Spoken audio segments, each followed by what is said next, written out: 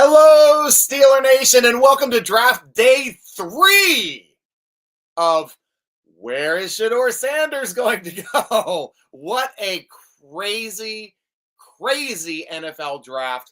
We knew up front that few teams needed quarterbacks. Definitely the Titans, definitely the Browns, definitely New Orleans looking for one with Carr being injured. And I'm missing one. Browns, Titans, Giants. And what's happened?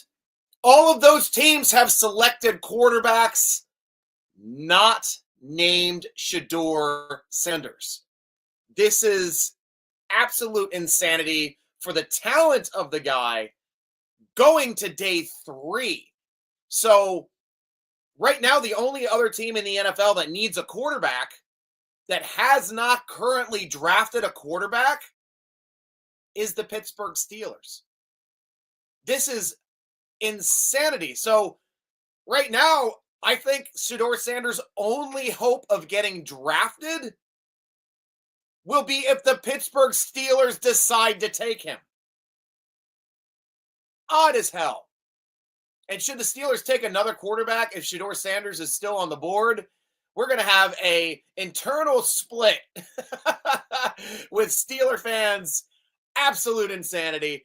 I think the value is just there. You do not get to anywhere around 75% completion percentage in the NFL without being drafted high. 74% completion percentage last year. Behind a line that was crap. Behind a line that he got sacked 40 times in 12 games. That's insane. You don't have that type of poise, that type of accuracy behind a crap line. So yes, I don't agree with a lot of the Steeler fans' assessments saying he's terrible, saying he's not going to be a good quarterback. The guy's already shown he can be a good quarterback behind a bad line. With the right coaching, I think he could be a great quarterback.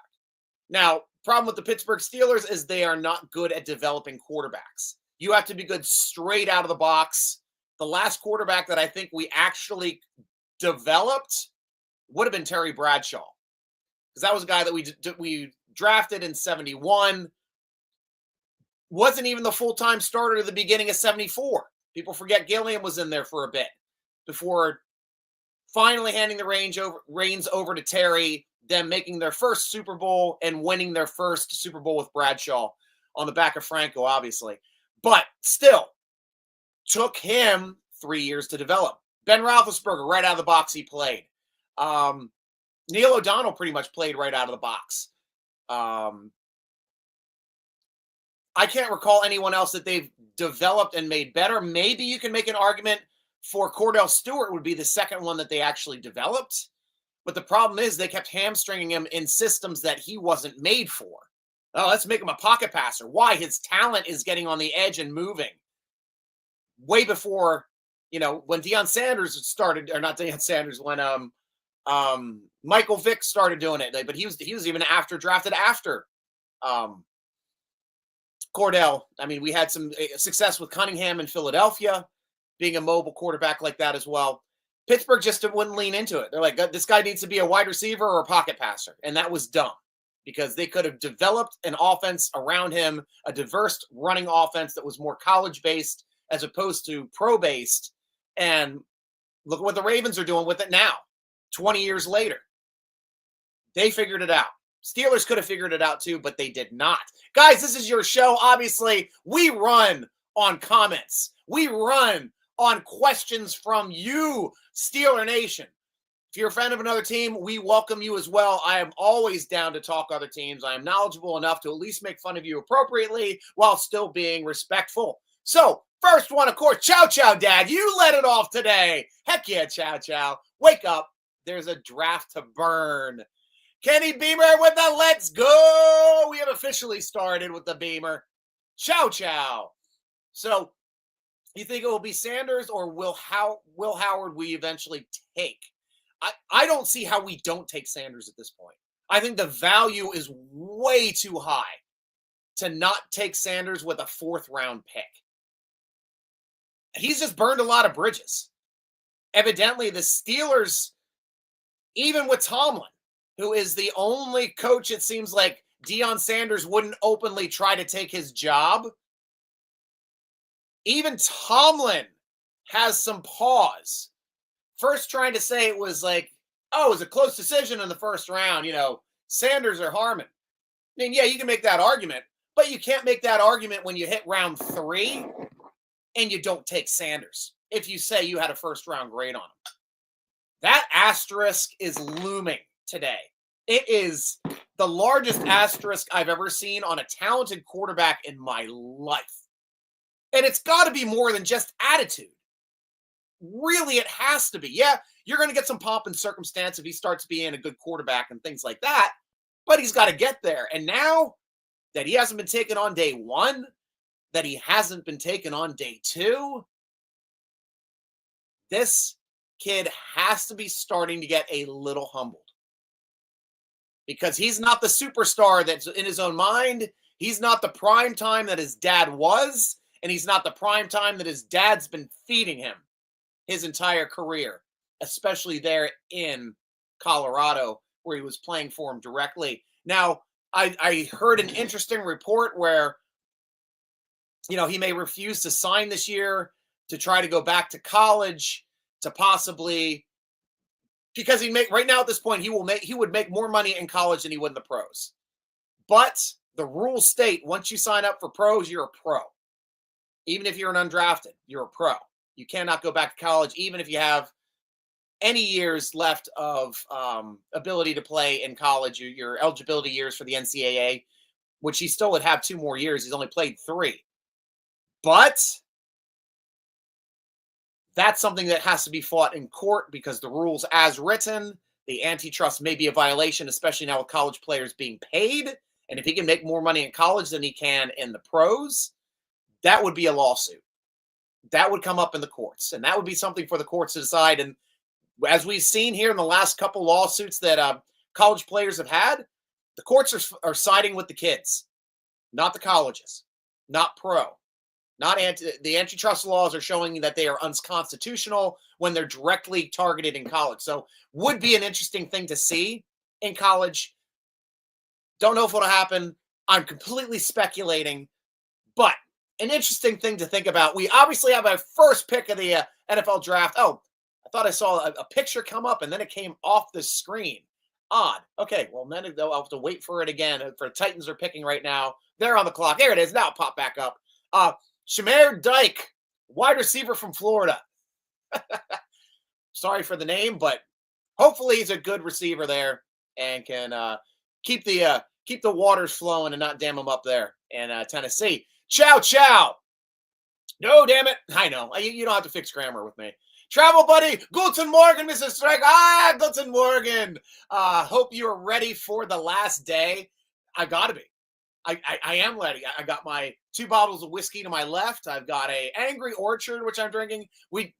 Before you guys start throwing ciders in my face and stuff, we do a really fun thing at holidays. So, we do the Easter egg hunt for the kids. Kids get to go out and find the Easter eggs. It's really fun for them. And then we get to give a job to the kids where all the adults that want to participate bring a 6-pack of whatever drink they want. The kids then hide the bottles of the 6-packs in the yard for the parents to go back out and the adults to go back out and fill their 6-packs with a random 6 beers that they find. You can still leave it on the ground, but if you find it on the ground, you got to pick it up out of its hiding spot and just lay it on the ground so other people can find it. It's a really fun thing that we do for our family. So the 6-pack hunt for the adults is always real fun. So I ended up with an Angry Orchard as one of the beers. I brought the triple that I was drinking yesterday. I brought a 6 of that. And we brought a 6 of Big Wave. I love Big Wave. It's my favorite summer beer.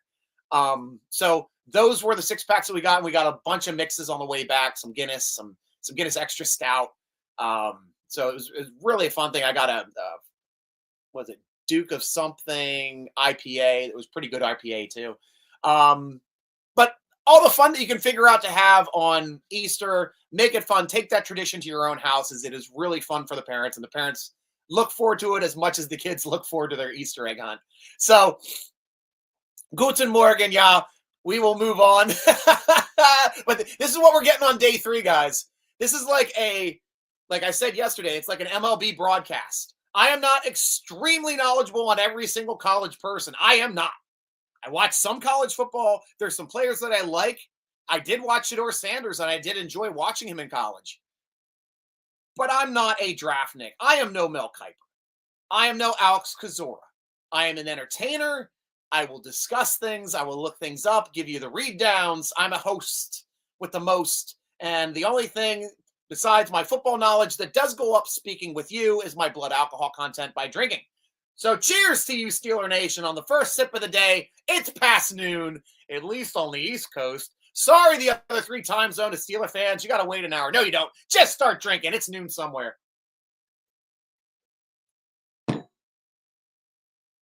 Also, got my popcorn ready because we don't know. Shedeur Sanders, where you going to go, bud? I saw that there was somebody did a prank calling to pretend to be the New Orleans general manager on day 1 at his draft party. And they asked him, is he ready to get drafted? And they're like, yeah, I'm ready. I was like, all right, well, you're going to have to wait a little bit longer, and then hung up. I'm like, that's a dick move to do. But also a little funny. But still, 4th round we're looking at now. 4th round. And I honestly, Giants aren't going to take him. Tennessee's not going to take him. Jets aren't going to take him. And Cleveland's not going to take him. Where's he going to go? The only team that needs a quarterback now is Pittsburgh. Everybody else is taking care of it in their first 2 days. Interesting. Never thought this would ever happen. Miles! Hey, Stryker, I'm only able to pop in for a bit. No worries, man. You pop in for as long as you like or as short as you like. You are a big contributing member of my show, as always, my friend. We need quarterback with this pick. We need it. I'm telling you now, too. Value's got to go over top of what this kid's off-field issues are. Worrying about Deion Sanders, worrying about him being a diva. You're at the point now where it doesn't matter. You're at day 3. If you can get a first round pick at pick 123, which is where the Steelers are currently ready to go. Biashul Tootin, running back from Virginia Tech, just went to Jaguars as well. We'll try to keep our decor. I still trying to treat this like an NFL show, letting people know who's getting drafted and where. You guys can also throw it up as much as we do, but I know I get behind at times. Because I get to talking on different subjects, but still, what did I lose this one? No, there it is. Yeah, but still, we do need a quarterback, and I cannot argue with the first round talent that the Steelers can now get in round 4. That's when you're just like, gotta get him. But honestly, nobody else is going to draft this guy. Nobody else needs a quarterback. Everybody else is selected. Raiders were the other one. They got a quarterback. Who's left? The Steelers. The Steelers are the only team left with glaring quarterback needs. We got Skyler and Rudolph. I mean, if they already know that they have Aaron Rodgers in the hip pocket and he's going to sign later, cool. But right now, you've got Skyler and Rudolph. You've got a kid named from the 90s and a reindeer at quarterback. That's all you got. You got to get somebody. You're going into camp with 4. We know you have to draft 1. At least 1.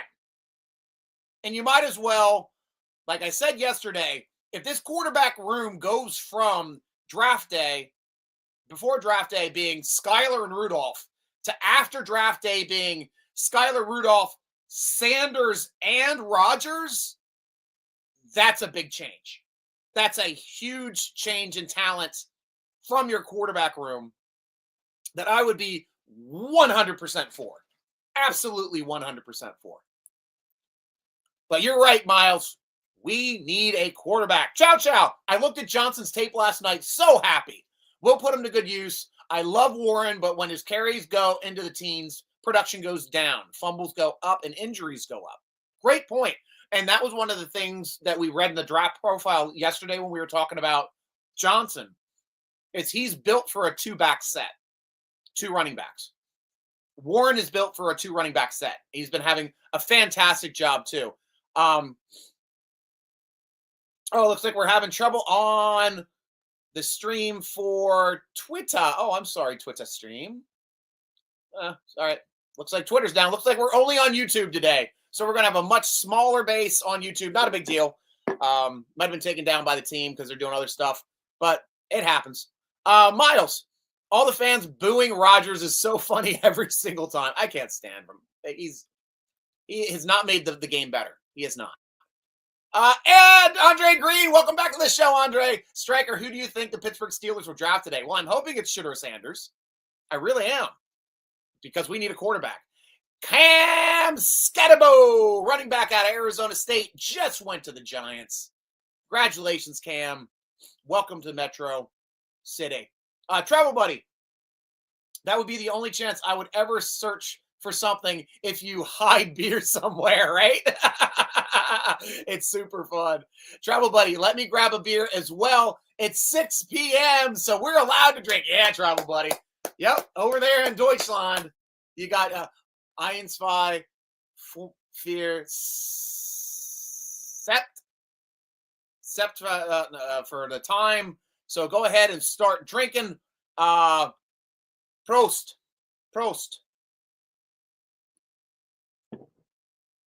Ciao, ciao. Interesting thought process about that would happen if a college player reneged on the draft and went to court to return to NIL. I would imagine that would really blacklist that player for NFL. It could. But honestly, if he went back to college, if he wants to get out of this situation, I think he has to leave Colorado. I think he has to play and show he can be successful on another program. He has to enter the portal. And that might open it up for him to get drafted in the first round next year. Because right now, if the issue is his dad, and it's like the balls that came and got drafted in the NBA, and the father, Mr. Ball, that was just like all over everything, forcing all this stuff, shoe deals, signings and that, being an overbearing personality for a guy to get drafted.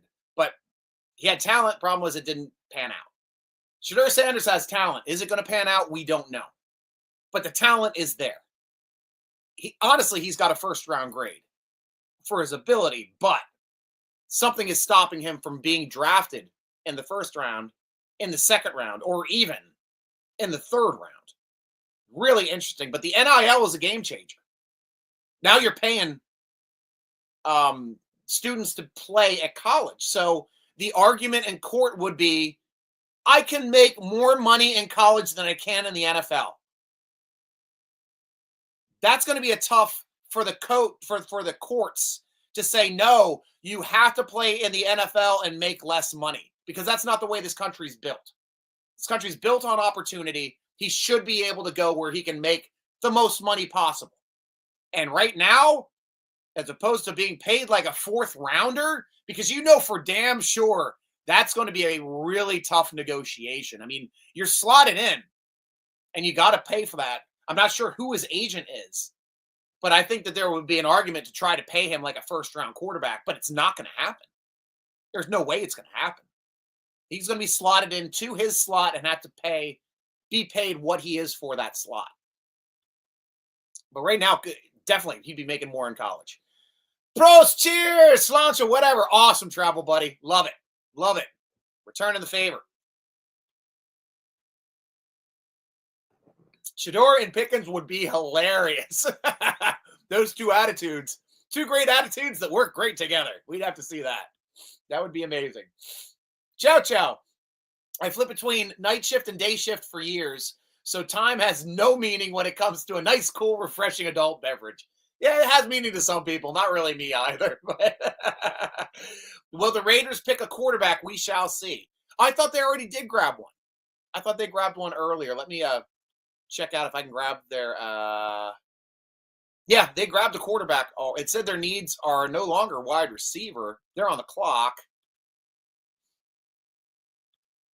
I can't just one click on them. Come on, NFL.com. That would have made it easy for me to one click on see how the Raiders have already taken. But it's not listing quarterback as a need for the Raiders. I thought they did grab someone. They got a cornerback, not a quarterback, in day 3 yesterday. Did they draft twice in the third? Caleb Rogers, yep, and nope, Charles Grant. That was right. The two linemen. Because I was saying he might be going there. We'll check round 2. Because they definitely didn't get him in round 1. We only had the Giants and Tennessee getting quarterbacks in round 1. Quarterback. There we go. Saints got Tyler Show in round 2.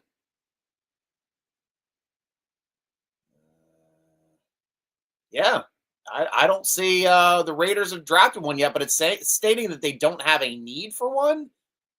I don't think that's right then. I honestly think they'd get one. But at least that's what it's showing currently.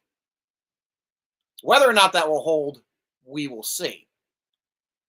Going back over to the numbers, seeing what's up. Craig Woodson, safety out of California, just went to the Patriots, as well as Jack Kaiser, linebacker from Notre Dame, went to the Jags. Jags are doing a good job. Raiders are on the clock. So we might have a question answered here. Pick is in. It's the quick day. Today is the 5-minute draft. That's the thing about today that always goes like really fast for me and really fun. Eins, zwei, drei, vier, fünf, six. Yep, 6. Yep, thank you so much. Dankeschön. Buddy, totally agree. Just look at your gymnastic girl who made millions with her look, style, and now retired with 22. That's ridiculous. And it gives kids the worst ideal it could ever be. It's a new world.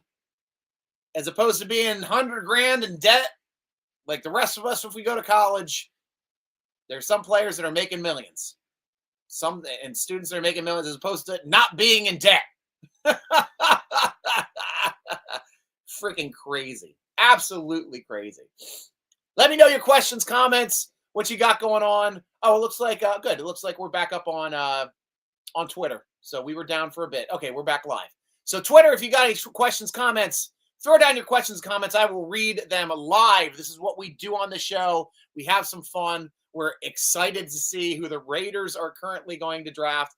But after that, it's anybody's game. And then I got to start talking about beers and whiskey and edibles, because I might be doing one of those later, depending on how today goes. Might pop one of those in. It's legal in my state. I live in Maryland. Sorry, Pennsylvania.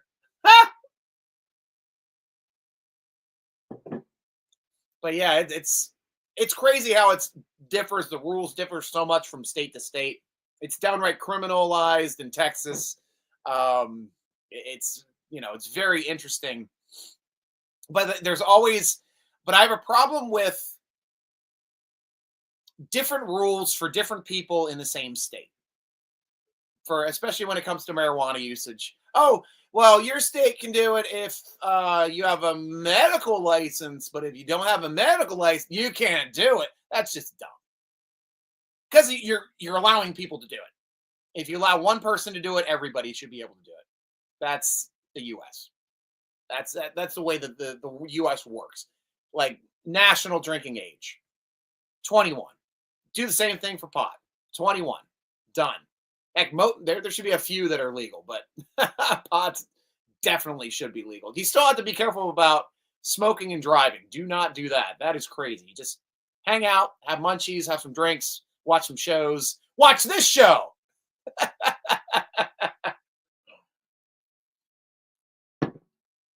Because that's what we do. We drink, we celebrate, we discuss, and we drink more. Ziggy zaggy, oi, oi, oi. Ziggy zaggy, oi, oi, oi. Ziggy zaggy, oi, oi, oi. Prost. Man, that Angry Orchard is going down easy. It's more like a happy apple than an Angry Orchard. My Lord, that's tasty. crisp apple today. That's the flavor I ended up finding on Easter Day. But you never know what you're going to find on Easter Day. Yeah, but that's still oh, there it is. Boop. Yep, that's still absolutely BS. In the US, you're allowed to join the military at 18 and kill other humans, but the legal age for alcohol is 21. True. That's what I had to grow up with. And unless I visited Canada or Europe, I traveled. Geez, I don't even remember. Like when I visited Europe the first time, I was under 18. I think I was 16 at the time. And I had my first real beers in Germany. I had a Doppelbock. I had a Dunkelweizen. The Dunkelweizen just knocked my socks off. Hefeweizens and Dunkelweizens. I've never tasted anything like that in my life. All we had over here was like American adjunct light lagers, rice beers. That was it. That's all we had. So it was crazy to taste these gorgeous flavors coming out of those glasses in Germany. And we all got them. We also did the mix. We did beer mit Saft with Apfelsaft. So beer, and that's where they give you a pitcher of beer and a pitcher of apple juice, and you pour them both in the same glass, and it's like a cider essentially. Easy drinking, great summer drink. I know you've probably had that trouble, buddy. But yeah, it completely changed how I felt about beer going to Germany for the first time, and I was trying to find German beers, and that was when it was really the only company that was doing German style that was distributable was Yingling, because Yingling had a couple flavors that, like, their lager didn't taste anything like the American adjunct rice lagers. It was completely, their premium was closer to it, but the lagers you could grab the black and tans, which were completely different, and then every once in a while the Bock beers you could grab. Lord Chesterfield, I know, was never a fan of. That was always a bit too hoppy. It was more like a English style pub ale, and I'm not a big fan of that stuff. But that's how you start getting into different beers. That's how you start trying out the stuff, other than drinking my dad's Schlitz and Genesee back in the day. Pre-Coors Light days to my dad, when he started getting the Coors Light and the Keystone Light, which is even cheaper, made by Coors. But he got the keg fridge, so that's what we do. Here, legal age for a beer and wine is 16, or if your parents allow you to drink it. There isn't any age. Exactly. It's stigmatized over here, but that comes from our religious, conservative Christian developed country. That's how our country was based. So we have a lot of old laws. Hell, I remember the blue laws when I lived in Pennsylvania. You couldn't buy beer or alcohol on Sunday. And then they changed it. I think noon now they started to open up, and except for a few of the, you have to tell me if the convenience stores and stuff are open now earlier, because I know you can sell at some of the convenience stores, some of the sheets and that. You can buy some alcohol. They got some beer caves there. But that was it. Like, you can only get 6-packs at a 6-pack store or at a bar that sold 6-packs. You can only get your cases at a distributor.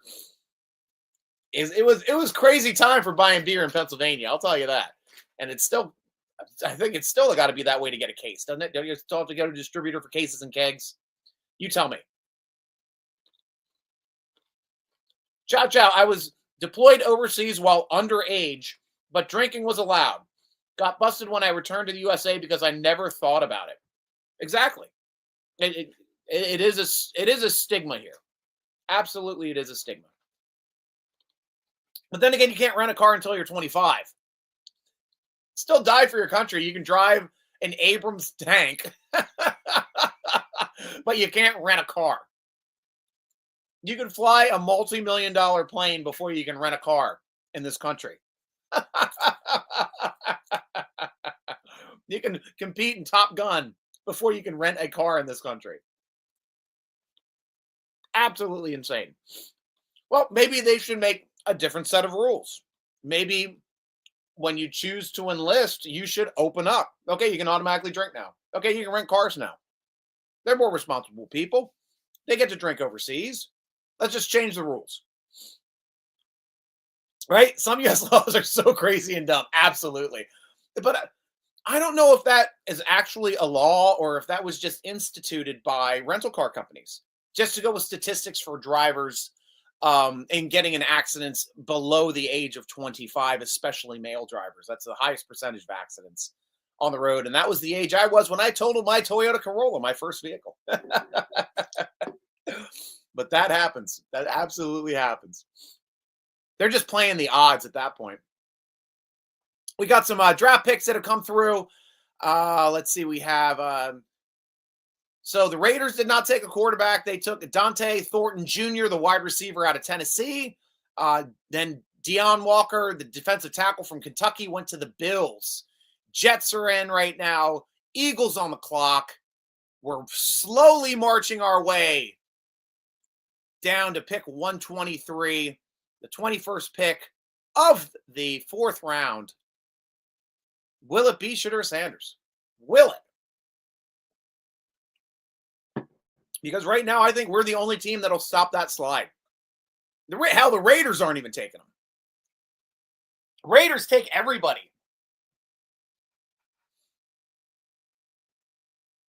How did the Raiders not take them? Super, super strange days. And should the Steelers not take him at 123, he'd probably be there for the next pick in the 5th round. Do we have a 5th round, or do we trade out of that round? Let me check. I thought we traded out of a couple rounds for that. Nope, we got a pick in the 20th pick in the 5th round. All right, so that's I'm checking to see our picks coming up. 6th round, we got a pick. We got a pick, yep, up high, and we got that one from a trade through Chicago and Seattle. That might have been the pick swap we did with Seattle then to get DK Metcalf. And so that's pick number 9 in the 6th round we have, and we see if we have our standard pick. Nope, our standard pick is gone. So that was the one that we also traded to Seattle, and let's see if that's on here. To be right around there. Yep, Houston, Pittsburgh, Chicago. It's gone through it's exchanged hands a few times. So, but earlier in the 6th round, we do have a pick. 7th round, do we have 2 picks this year? Sometimes we have 2 picks in the 7th round. Yep, we're at pick 13. And we got with Philly. And that's it. Oh, okay, so we're picking higher than we normally would in rounds 6 and 7. But as I'm looking at the draft right now, the only team I think that can stop the slide of Shedeur Sanders is the Pittsburgh Steelers. That's it. I don't think anybody else wants a part of him. That is weird. This is weird. How low can he go? It's like a limbo, man. That's like the limbo rock for Shedeur Sanders. Absolutely crazy. Absolutely crazy. Travel buddy. Yeah, that's why you have to pay much more while renting a car below 25. It's almost double as you would over 25. Okay, so you can, but they charge you twice. That would make sense. Yep, you're right. We do have a 5th. Found them all. Now we have a pick in every round until the very end. You're right. We're just picking higher than we normally would for the 6th and 7th. It looks like we traded out our standard picks in the 6th and 7th rounds. So we only have 1 pick each round, which is better than we had yesterday. Jets just took Arian Smith, wide receiver from Georgia. That's a quality pick. Jets adding to the wide receiver talent on their team. Other than quarterback, what other needs do we need to fill? We need safety. I still believe is a need. Can't never have too many cornerbacks. Cornerback depth always. Offensive line depth always. And a wide receiver. So I think the biggest needs would probably be wide receiver, a possession wide receiver, and safety. Outside of that, it's depth. And quarterback. A quarterback's the biggest need. Honestly, I think that's the glaring need on this roster. Absolutely the glaring need on this roster. And I'm going to go down and I'm going to click on the Steelers to see what they are potentially stating our needs are. Here are the needs of the Pittsburgh Steelers. quarterback, running back, defensive line, wide receiver, and offensive line. Definitely everything addressing the draft as we went into it. We've already grabbed a defensive lineman. We've already grabbed a running back. Hey, sweetie, how are you? Good. What's going on? Hey, we got Viola here on the show saying hi, virtual Vi. Popping in to see how we're doing. Yeah, but still, we definitely need that wide receiver. So I would agree with that assessment pre-draft. So now with those two down, getting a running back and a defensive lineman, you're looking at quarterback, wide receiver, and offensive line. Definitely going to draft an offensive lineman. Might even get another defensive line. Well, we got 4 picks left, right? 4, 5, 6, 7. 4 picks left. So we should be able to get a quarterback, a wide receiver, and a lineman in the next 3 of the 4 picks. And then the other one would be a absolute depth pick. See you, sweetie. Whether it's on offensive line, whether it's on defensive line, whether it's in the secondary. That's what we're looking at. That's absolutely what we're looking at. But great point. Great point. Offensive line would be another need, maybe also corner. Yeah. Corner's not listed on there, but or even safety, which is odd because I definitely think safety is a need. Cornerback is already depth because we do have Slay and Porter as our starters currently. So we can move with that. Chow. Do you think the Steelers will invite Cameron Johnson back to battle with Corliss Waitman for punter slot? Cameron is still rostered. So it's not that he's competing. It's going to be the other way around. Are we going to invite Corliss Waitman back to compete with Cameron Johnson? Because we still have them rostered. I'm going to see if both of them are currently on the roster, which might be the case. Yeah, we currently have both on the roster. So Corliss Waitman and Cameron Johnson are on the roster. And this is going to be who's going to be better in the preseason. Corliss Waitman was way better. I mean, he's been on our practice squad quite a few times. This time, he stuck and did a great job. Did an absolutely great job last year. It was one of our best punting seasons, to tell you the truth, and the fact that we didn't have any shanks. Maybe one shank, I think, off of them all year. He did a solid job and was a perfect holder. No holds were messed up, and that's a big part of being a punter as well, is holding on extra points and holding on field goals. They cannot make mistakes or it takes points off the board. Absolutely. But I liked what Corliss was doing. Loved what Cam does. I mean, that was great going out and getting Cam, and then unfortunately he just got hurt. Like immediately. Which really stunk. But good to have Corliss Waitman come in and have a decent year in the NFL and have one of our better years as a punter. Hey, young lady, thanks you there for saying hi to Viola. I'll let her know that when she gets back down here. She'll probably be popping in and out. She's been making bracelets upstairs. We've also been redoing our bathroom. So currently don't have access to the bedroom or the bathroom on that side of the house. We got to use pretty much the bathroom that everybody uses, my daughter's bathroom. So we're all cramped in there in the mornings now, getting that together. But we're going to have another tub in the house. We only had the one tub in Viola's bathroom. Now we're going to have 2 tubs. I'm excited for that. I'm a soaking guy. I got to soak these old muscles now that I work out in the mornings. Chow. I thought he was released after getting hurt. Both great options. No, we did not release him. He just went on IR. And when you're on IR, you're still rostered. You're just not counted against the Steelers' active roster of 53 players. So that's what happened last year with him. Never left the roster, never got waived. He just went on injured reserve. And now that the roster is expanded at the end of the season to like 90, he's on the roster.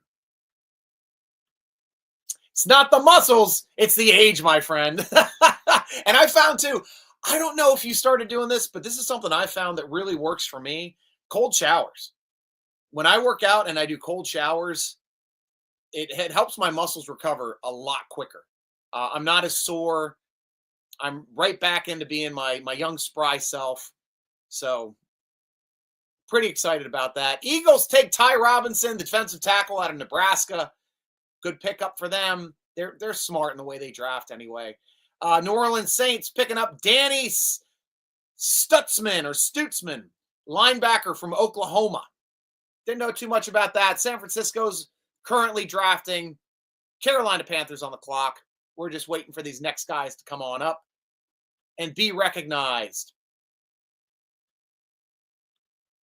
There we go. One, 2, 3, 4, 5, 6, 7, 8, 9, 10, 11 more picks to see if Shedeur Sanders gets drafted. Really, we're his last ripcord. We're his last chance of getting drafted. I think totally in this draft. I think everybody else has moved on, like the quarterbacks that they have. Maybe the Raiders will pick up a quarterback for backup. Steelers need one. And at this point, in the 4th round, I don't see how you don't take him. I really don't. For the value you'd be getting at this slot, I can't see it. I really can't. This is just the weirdest, one of the weirdest experiences I've seen, other than talking about it yesterday with Perfect, when he was a first-round talent that dropped completely out of the draft because he was a head case. Because I think he punched a coach. Guy was crazy. And we saw when he got on the field in the NFL, he was crazy. He wanted to alligator roll and ruin ankles and ruin careers. Did an alligator roll on Cam Newton's ankle. And that guy was an MVP. Like, he did not GAF. The guy was just an absolute insane monster on the field that wanted to hurt you. Whereas James Harrison wanted to put you to sleep. Perfect wanted to put you in a body bag. That was the difference between those two players, other than talent. I mean, honestly, I think James Harrison is Hall of Fame caliber. And the only thing keeping him out right now is the fact that he's badmouthed Goodell to no avail. Directly when, he was the heel of the NFL, getting all those sanctioned fines and everything else. What can he do? I can't pull up when I'm going at a guy and he ends up dropping his helmet right before I hit him and he goes unconscious. That's not on me. That's on the offensive player ducking his head. And he's right. He's got a point, but the NFL said, nope, it's on you. You hit him. Cannot understand that. San Francisco just took the defensive tackle out of Indiana, CJ West. We are now 10 picks to see who the Steelers take. 10 more picks. I'm at least excited to see this part of it.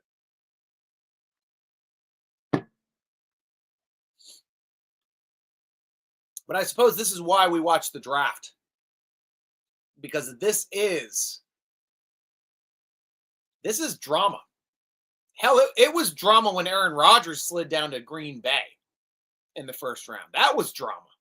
And that was only like 20-some slots.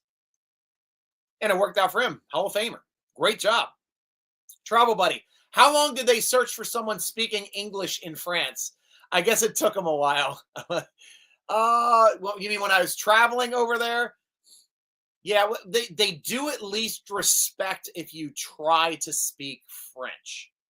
And I've never had an issue traveling in France, traveling in Paris, traveling in Montreal, anywhere I go. If I attempt to speak English, they at least are respectful for that I'm making the attempt. And a lot of the times it will end up coming down to, as opposed to parlez-vous anglais, for do you speak English? I found especially in places in France where they don't like the English, parlez-vous américain. And they prefer that. So if you say parlez-vous américain, they're like, yes, I can speak American. I can speak your language. And they will talk to you and they will respect you for it because, they might not like the English as much as we don't like the English, or we shouldn't. Because we got our independence from those bastards who still have a chokehold on a good part of the world as well. Sorry, I'm getting out of politics. I said I wasn't going to talk politics. A friend of mine, also a Steelers fan from North Carolina, said that there might be an agreement between the teams to let Sanders fall through the first 2 days. Not sure if there's something behind it. I don't think that's a collusion thing that can happen. It just has to come down. Like the same thing with Burfict. Like Burfict had a glaring problem. He punched a coach. He punched an authority figure. Got into multiple fights with teammates. Was intentionally hurting people on the field in college, where the NFL's just like, and that's right when the rules came out for Harrison. They're like, we can't draft this guy. He'll never play. And that's what ended up happening for a lot of his career. He got suspended. He served long suspensions for his propensity to hurt people and put them in hospitals. So that's an issue. And that's a reason why somebody like that would fall. I wouldn't say that was collusion. I think that just came down to teams saying, we cannot put that high of a draft grade on a player that's going to be maybe end up not spending more time off the roster than on the roster. Happened to Randy Gregory as well when the drug stuff started coming out, because we had Santonio Holmes and he started missing some time. So and we had to worry about Cordell Patterson. So it depended on like the players that you had, and would we draft this guy because we knew that he had issues with pot in college. I called him undraftable, and that was the year we took Bud Dupree, and Gregory ended up going, I think he went to Dallas that year. But I was like, thank you. All the talent in the world. Pot kept him out of a lot of games, and like we were talking earlier, you shouldn't miss a game. Pot is not a performance enhancer. It is not. It is a pain, inflammation reducer. It is helps you deal with the aches and pains in the NFL, so you're not on freaking steroids, or you're not on opioids to keep your body working for the next game. Way better for you. Way better for you. So one of those things you just have to take with a grain of salt, I guess, until the leagues start decriminalizing marijuana as they should. As they should. I think the NBA pretty much did. They're like, who'd be able to play in the NBA if they took smoking pot was like a criminal offense and you'd miss games. That's something else. Interesting. Carolina Panthers just took Trevor Etienne, running back out of Georgia. Is that the brother of the other Etienne? Interesting. I'm looking it up right now. That went to Jacksonville, the pick after us when we drafted Najee Harris.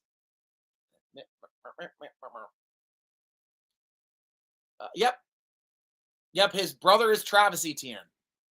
Low mileage back with modest production and average explosiveness, but legitimate 3-down versatility. He lacks the speed and power of his brother, Jacksonville Jaguars' Travis Etienne, but Trevor wins with vision, elusiveness, and efficiency. He is capable inside and does a nice job staying tight to the track, but could struggle to get tough yards. He runs with both average burst wide, but sets up tacklers and gets in and out of his cuts without losing speed. Etienne catches with sticky hands, evades tacklers in space, and has very good understanding of protections. He has middle round value, but could become a 3rd down option early in his career. And that's by Lance Zierlein, who we do respect as a draft analysis. And there he is running on the Smurf turf. He had a big catch and run there for a touchdown on the Smurf turf that they're showing his highlights. Over at Boise State. Good explosiveness, 4.42 40. 1.5, 110-yard split on the 40, 35-inch vertical jump, not super high, but his broad jump is over 10 feet, 10.4, 15 on the bench press. So has some decent metrics, obviously not as explosive as his brother, but good luck to him and the Carolina Panthers for picking up another NFL legacy in ETN. 8 picks to go. Here we go, travel buddy. 8 more picks. I know my dad will be the happiest man on this planet if he slides 8 more picks and the Steelers decide to stop the free fall. My dad will be the happiest man on the planet. I'll be excited. We get a quality player in the 4th round that could potentially be a starting quarterback. I mean, I'm going to look up Shedeur Sanders'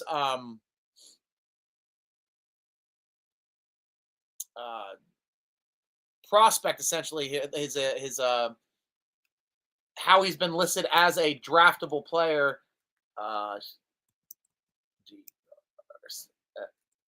EDEUR Sanders draft.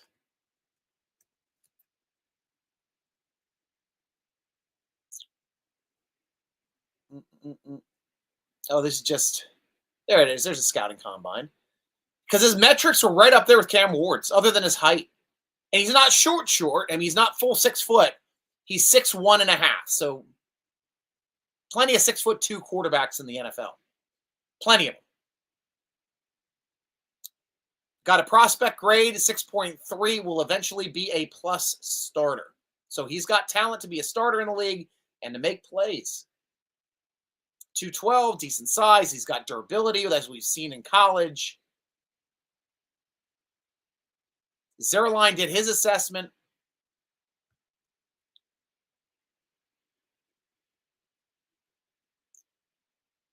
Strength say plays with confidence and composure in the pocket, keeps eyes downfield as the pocket compresses, shows off ability to pump and reset when the play appears not to develop as expected, ability to buy himself time and move his launch point when needed, willing to stand in and take punishment when he gets locked into the throw, gets hips squared to target on rollout throws, steps, and that means he's accurate when he rolls out, steps into drive throws between the hashes and puts it on frame.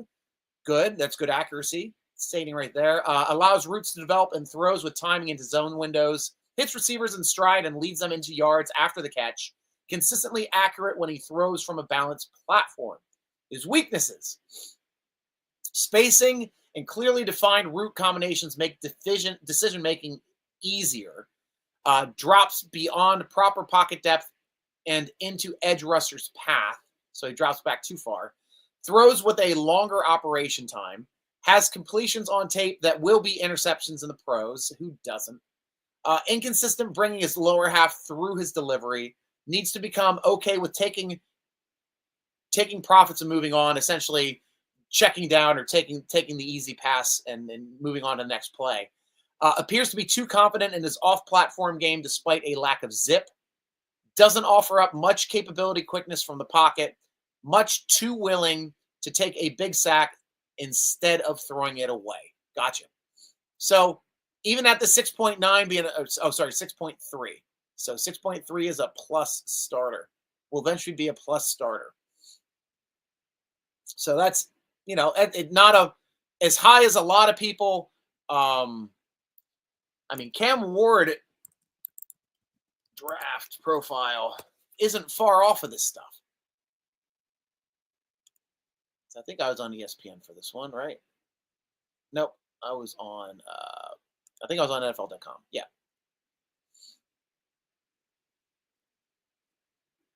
So even with Cam Ward's and Lance doing his as well, listen to him as a 6.39. 6.3, 6.39 will eventually be a plus starter. And that's the top pick in the NFL. A half-inch taller. I thought he was much bigger. He's only a half-inch taller than Shedeur Sanders, and he's 3 pounds less. Smaller hands, less arms reach. That's interesting. That's really interesting to me. Wow. Yeah, because he got 9-inch hands. Shedeur Sanders has 9 3/8 inch hands. That's weird. Weird. Essentially the same guy, one number 1 overall. One is still there in the 4th round. Absolutely crazy. Absolutely crazy. Let's get updated here on the draft quick. Now that I've gotten off of my soapbox. A couple people after I talked about ETN. Cody Simon, linebacker out of Ohio State. For our Ohio State fans, he just went to the Cardinals. Woody Marks, the running back out of USC, just went to the Texans. Rams are in. Falcons on the clock. 1, 2, 3, 4, 5, 6. Steelers are 7th. Steelers are 7th. Come back over to the conversation. How long did they search for someone speak? Oh, we already talked about that one. 8 picks to go. Cody Simon looks like James Conner. Yeah, he does. He's a bruiser. He is a bruiser. Strong back. Houston trades up and invested a third rounder. They really want someone. And that was it. Houston Texans took Woody Marks, that running back, because there's been a run on running back. And look, right after him, Rams take Jarquez Hunter, the running back out of Auburn. So run on running backs. 3 out of the last 4 picks just taken were running backs, with 2 running backs going at the top of this round too, with Tootin and Scatabo. So a lot of teams taking running backs this round. Steelers got theirs last round. Interesting. 6 to go. Atlanta's in. Bengals on the clock. Chow. I heard arm strength was the biggest deficit people talked about from field play. That and holding the ball onto the ball too long, which is correctable. I wouldn't say that the best quarterbacks that I've ever seen even had great arm strength. Peyton Manning, I think, probably had one of the strongest arms that I'd seen, but I wouldn't call Tom Brady with incredible arm strength. I wouldn't call even Joe Montana with incredible arm strength. Favre had incredible arm strength. Aaron Rodgers did. Usually when you have arm strength, it reduces your accuracy a bit. Trying to think of the other big quarterbacks we've had in the last, as far as generational players. I mean, geez, Mahomes can do a little bit of everything. He's not reliant on his arm strength. He's just so good at creating plays and such a high football IQ, it makes him nearly impossible to defend. Roethlisberger had arm strength. I wouldn't say he had an accurate deep ball, but he had arm strength. Allen has arm strength. Herbert has arm strength. But Herbert's also accurate. Those are the things. To me, arm strength isn't as important as accuracy. Accuracy, you're getting NFL talent in spaces to make plays with their feet. That's huge. I think that's more important than arm strength. Arm strength really is for fitting in windows and throwing deep down the field. That's arm strength. And hitting those out plays. So you need at least enough velocity to hit those 5-yard outs and 10-yard outs without a cornerback undercutting those throws and taking them for pick sixes. Because that's what kills you in this league. So if his arm strength is better than that, that's all you need to be an NFL quarterback. Safety out of Oklahoma, Billy Bowman Jr. just went to the Falcons. That could have been a potential Steeler pick at safety. Bengals pick is in. Titans on the clock. Steelers are a third in the hole. 5 picks now. We're getting down to the nitty-gritty. Rams also traded up for their guy. So both of those teams traded up for running backs.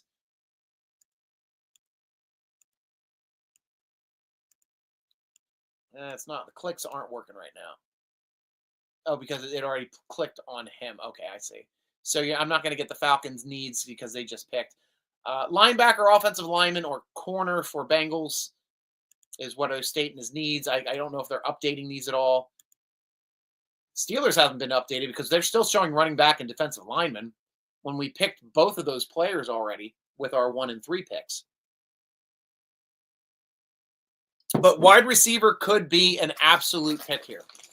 This is where you still have quality wide receivers. If you get a great possession receiver in this spot, wouldn't be disappointed for that. But I'd be hard-pressed for taking anyone other than Shedeur Sanders. Other than he might be there in the 5th round because I think we might be the only team that stops the slide. We might be it.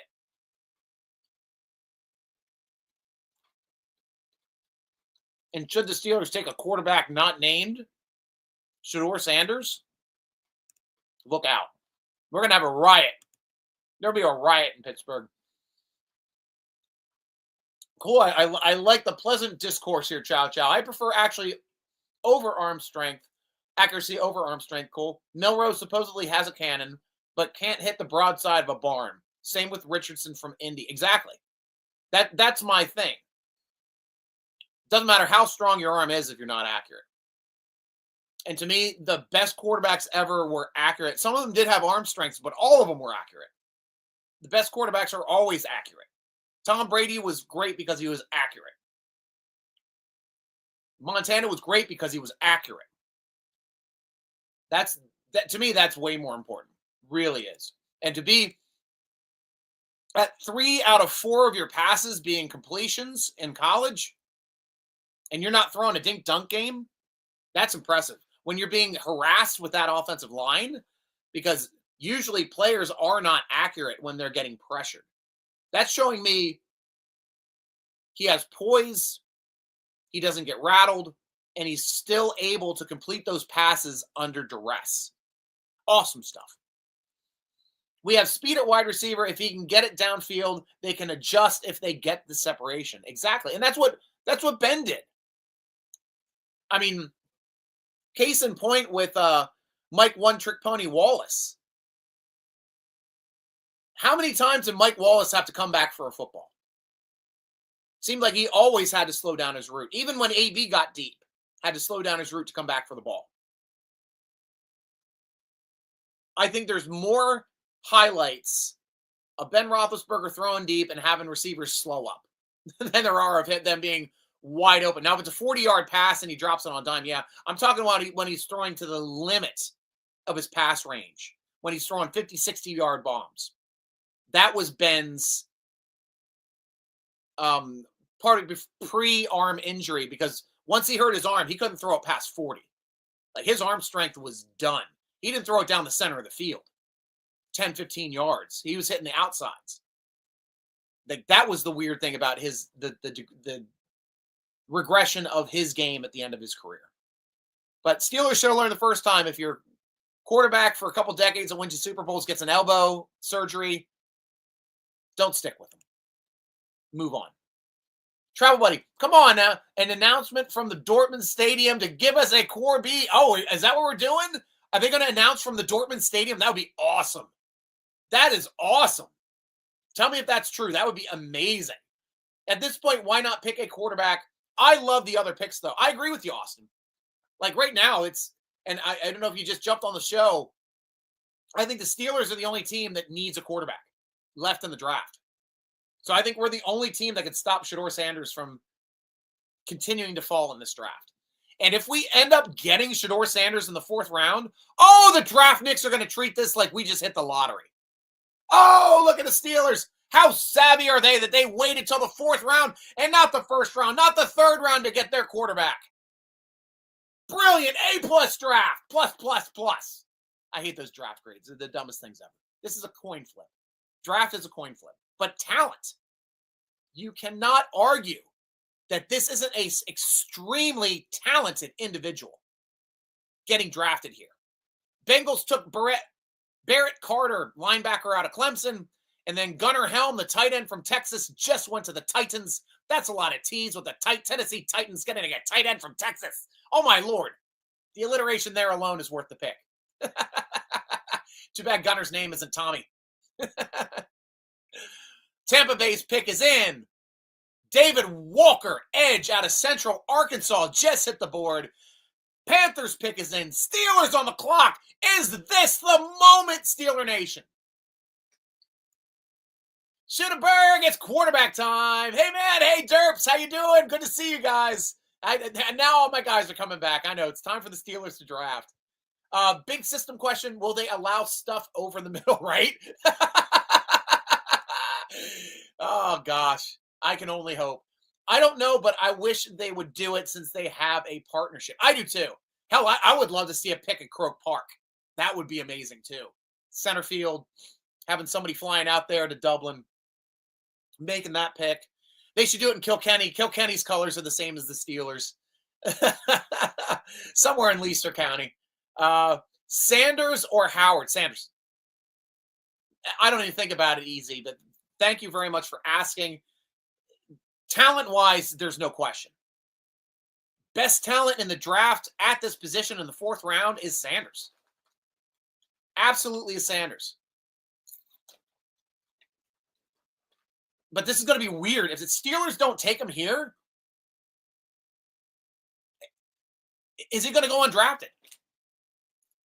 Would he go undrafted?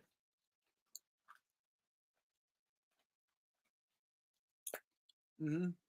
Sadly, agree since Milroe is gone. Exactly. Yeah, I know a lot of us like Milroe as well. That was a big part of the conversation yesterday. I'm going to pop up. If you got any draft talk, you want to ask any questions, just give me the name of the person, the school that they're from, and the position. We can have some discussion on that stuff too, because I'm able to talk about that stuff if I can look them up. Because as you know, I'm a host. I'm an entertainer. I love the Pittsburgh Steelers. I do not watch college basketball like a lot of you guys do.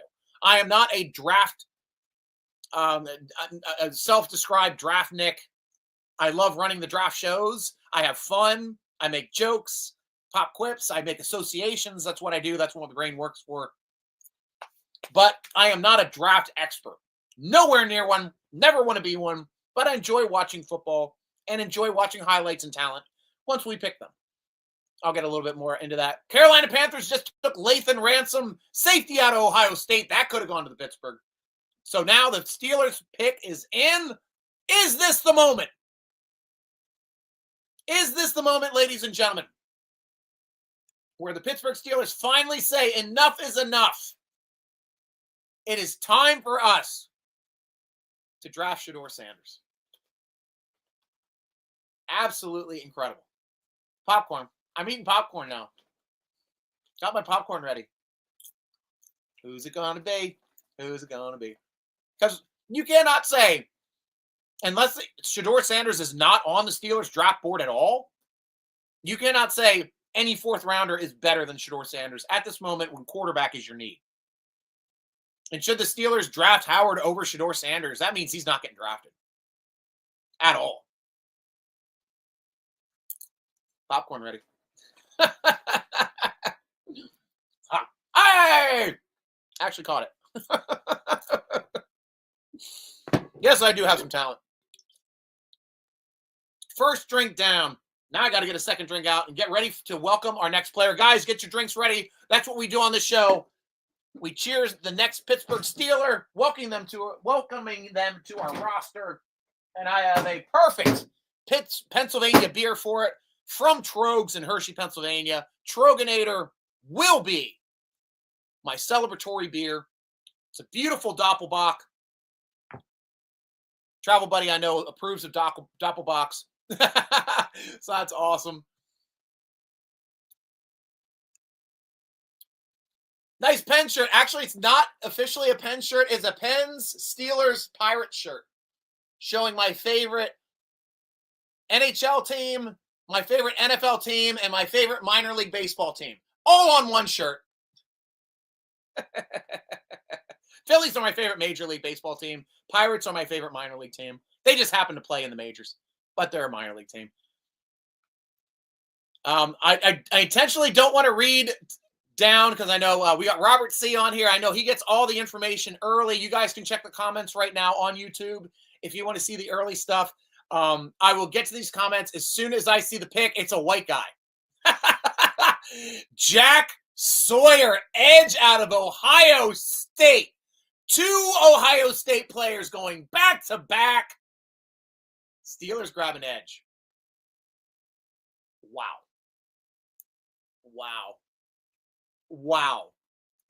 But still, everybody get your drinks ready. The pick is in. I will go off of your comments here quickly, and then we will welcome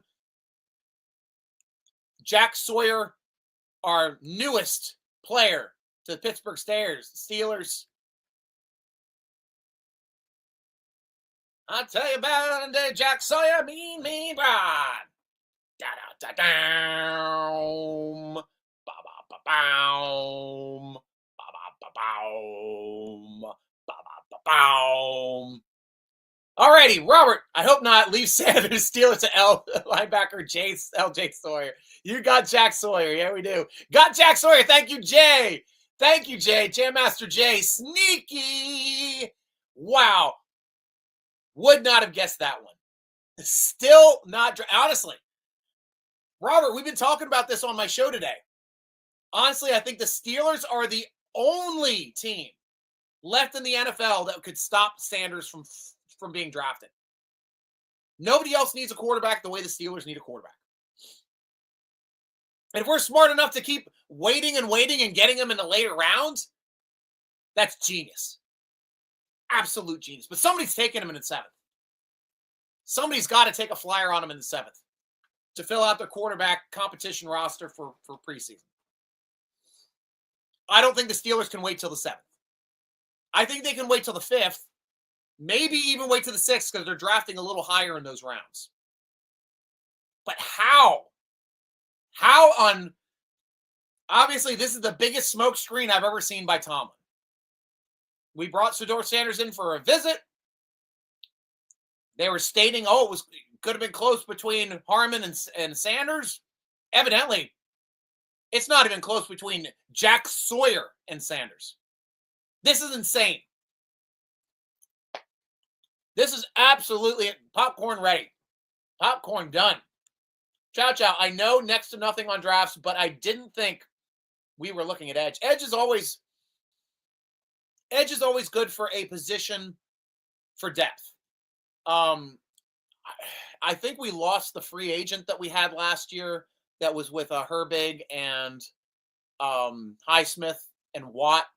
So right now it looks like we've got 4 homegrown players at linebacker. So I'll see if they list them as linebackers or edges on here. Defensive tackle.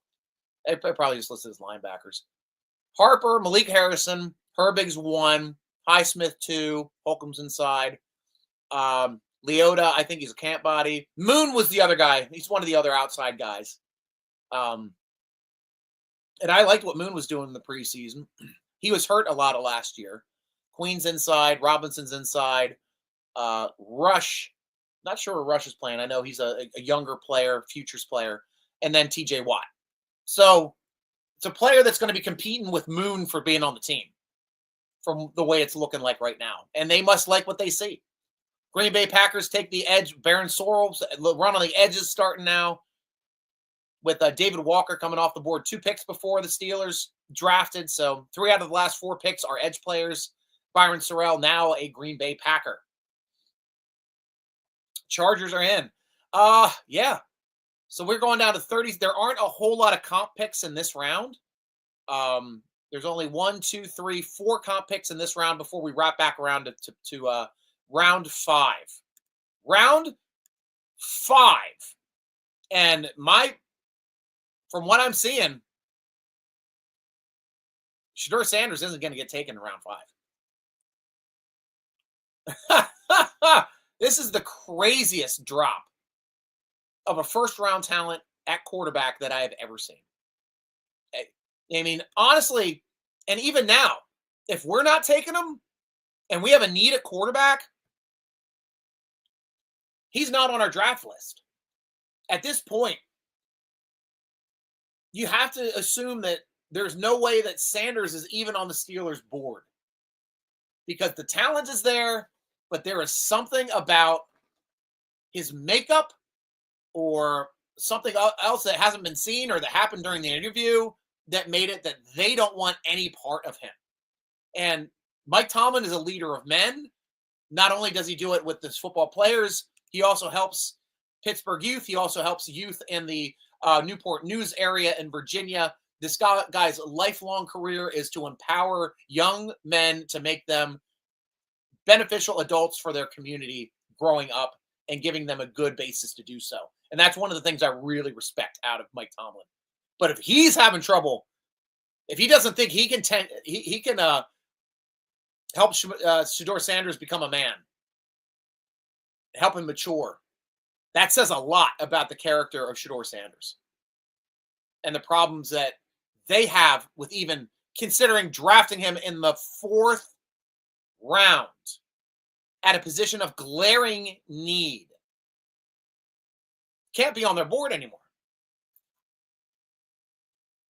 Honestly, damn it, drop my popcorn. Crazy. Miles, what the F are we doing? I know, this is crazy. Absolutely crazy. How many times did we mention maybe in the next round? So far, 3 times. I thought for sure he's going to be drafted on day 2. I thought for sure. Now, I don't know if he's going to be drafted. I think 7th round would be a good pickup for anybody, just so you don't have to deal with people competing for his pricing. Because if he's an undrafted rookie free agent, he could make more money as an undrafted rookie free agent than getting drafted in day 3. He could get a higher salary because you're allowed to give players a higher salary if they're undrafted. It just counts against your salary cap, and that's one thing the Steelers don't do. Steelers slot you in as an undrafted, and you make less than drafted players. Which is why the Steelers don't get a lot of high-quality undrafted players. Warren being one of the last high-quality undrafted players we've gotten. Now, our starting running back. EJ, E3, we don't even need an edge. We need a quarterback. I know. I agree with you, Jordan. I agree with you. We don't even need a 40-year-old quarterback. Yeah, I'm not high on Aaron Rodgers either. I'm with you 100%. And now we get the nitty-gritty. Get your drinks ready. Steeler Nation, chow chow dad, stating this right. Welcome, Sawyer. Spicy pineapple margarita down the hatch. Steeler Nation, get out your drinks. Let us toast to Jack Sawyer. It is Jack, right? Yep, Jack Sawyer, newest member of the Pittsburgh Steelers from the Ohio State. Welcome. Glad we could get you out of Ohio and into a real city. Cheers to you, Jack Sawyer, and may you have a successful future with the Pittsburgh Steelers. Cheers. Doink.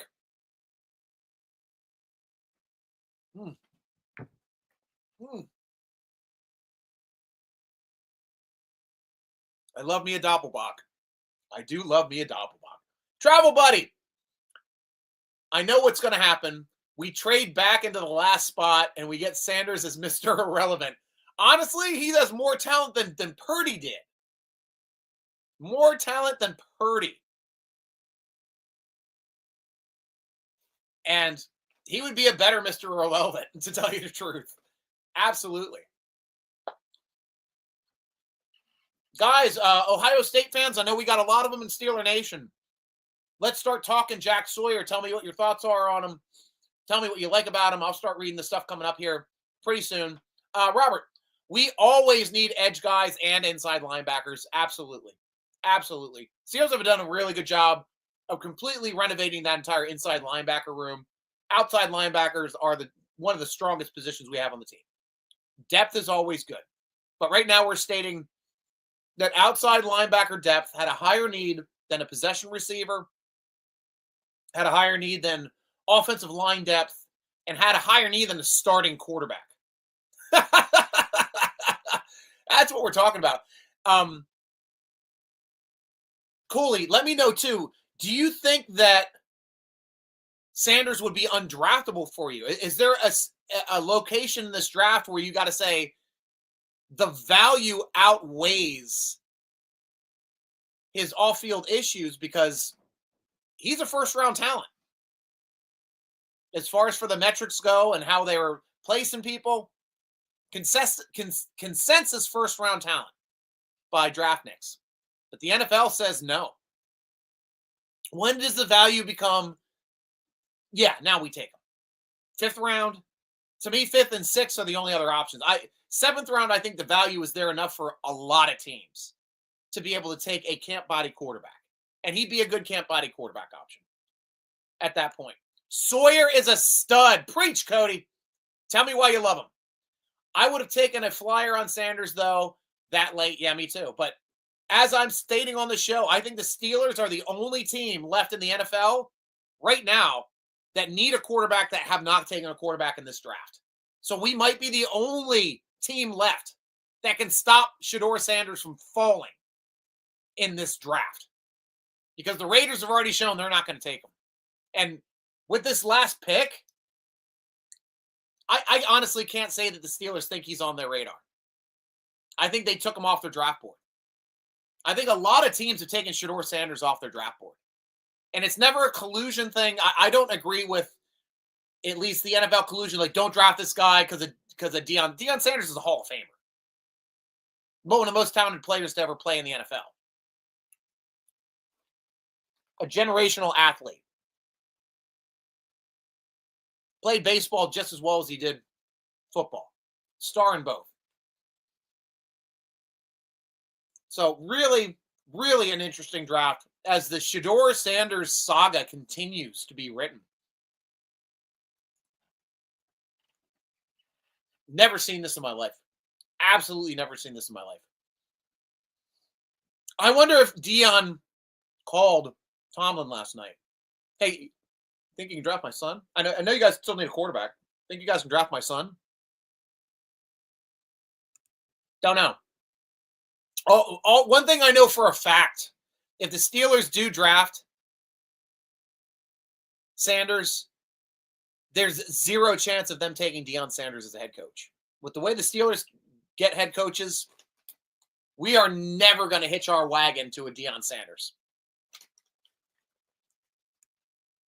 Travel Buddy, the snark is real. Popcorn today.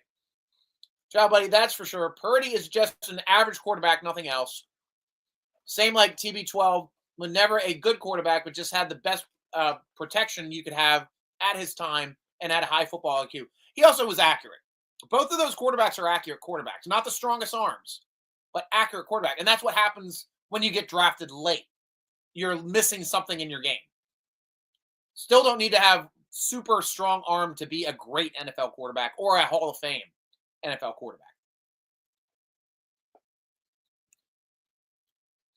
Cody Meadows, as an OSU fan, Sawyer is an athletic guy who plays his best football in big moments. Love hearing that. Chow Chow, Steelers have taken some questionable characters in my time, established players, not draft, so not sure why they'd shy away from him based on that. True. I think they have a stable enough organization that one man isn't going to unhitch them. Travel Buddy, there must be something we don't know, Chow. He definitely has the talent to be a pick with the next 3 rounds. Yeah. I've been looking up Shedeur Sanders articles, trying to find a glimmer of something that would be a reason why he would drop. The only thing I'm seeing is like his dad's overbearing, wants to coach. He stated he didn't want to play for a couple teams. That's all I've heard. Maybe also heard maybe his locker room doesn't respect him in Colorado, including his brother who also plays for that team. That might be a difficult aspect if he causes locker room drama for your team. But honestly, you're a rookie in the NFL. That's a completely different monster. You're not coming into the NFL as the savior. Especially not in the 4th round, not in the 5th round now. Crazy. Picks after the Steelers. We said Sorrell the edge. And then it's still the run on edges continued. Kyle Kennard, edge out of South Carolina. Steelers knew what they were doing there. They wanted to get their edge player before the run happened. Went to the Chargers. Dylan Sampson, running back out of Tennessee, now with the Browns. Jalen Travis, the offensive tackle out of Iowa State. My gosh, let me restate that. Colts take Jalen Travis, the offensive tackle from Iowa State. I played myself as a host and I can't even read. I'm not even drunk yet. Washington Commanders end up with Jalen Lane, wide receiver out of Virginia Tech. And the Baltimore Ravens are ready to make a good pick. Probably an offensive lineman. I think they just got an offensive lineman last time. Oh, let's see who they need. What were their needs? Offensive lineman, cornerback, defensive line. Probably a corner here. I thought they took a defensive lineman earlier. Yeah, they did. They took one earlier in the draft. So this is probably where they'll make a corner pick. Pick is in. We'll see who it is shortly. Back to you guys. The issue with Sanders is that he thinks he's God's gift. Never had to struggle for anything, entitled, but he's low risk, potentially astronomical reward. Completely agree with you now. And that risk return ratio only increases by rounds, Cody.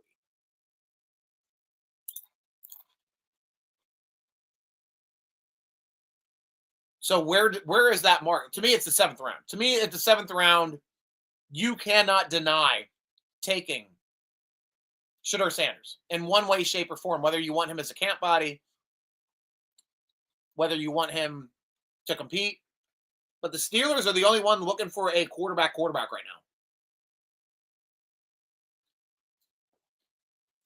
And Jack Sawyer got it over him. Robert, I think Dallas should draft him and hire Dion. They deserve a crap show like that. That would be a Dallas thing to do. Absolutely would. Cody Meadows question. Anyone else a fan of giving Chubb a look? Chubb, anytime you got a question about a team, I'll show you right here, guys. Let me put this up. Yeah, for Draft Talk. I need to name the school and the position. So just saying Chubb, if you're saying the Chubb that's already in the league right now, as far as he a free agent? Let me look this up and see if he's current. Nick Chubb's a free agent. That might be the question. So let me look. Go to my favorite page at Sport Track. Usually I have these up already so I can start looking this stuff up fairly efficiently. Contracts, cap, that's the Steelers. I don't think it's big enough. It's not usually where I see the player rankings, contracts. I'll see. Where's the free agents? Usually there you here. Free agents. Boom. And that's just the Pittsburgh Steelers. We will do the whole league, all teams. We will do running back. And we'll see if Nick Chubb is available. Najee Harris went. Let's see. Chubb. Yeah, I don't see Chubb as being a free agent on this list. But if you're talking about a different Chubb, just let me know the school and the position, and we can talk. Because I don't not know everyone. I'm not a draft Nick or pretend to be. I'm an entertainer. And some of you say I barely do a good job with that. So let's see. Where we go. Jack Sawyer. Because I lost my spot here.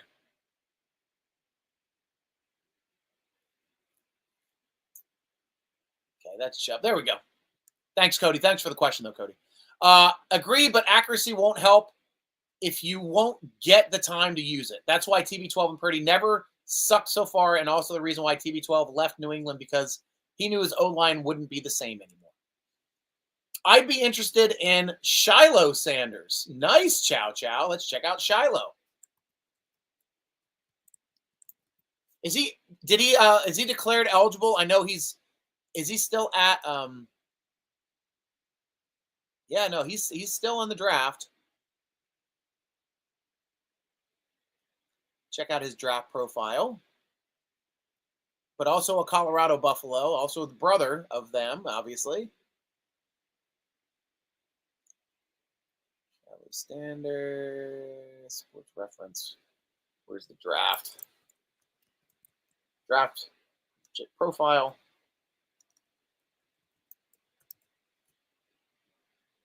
Potential day 3 pick.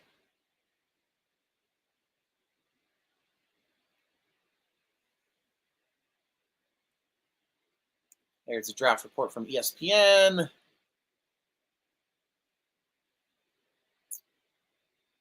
Scouting that quarterback 1, quarterback 2. Oh, that's for Shador. It's impossible to find anything on Shiloh without Shador. There's a mock back draft profile on Shiloh here.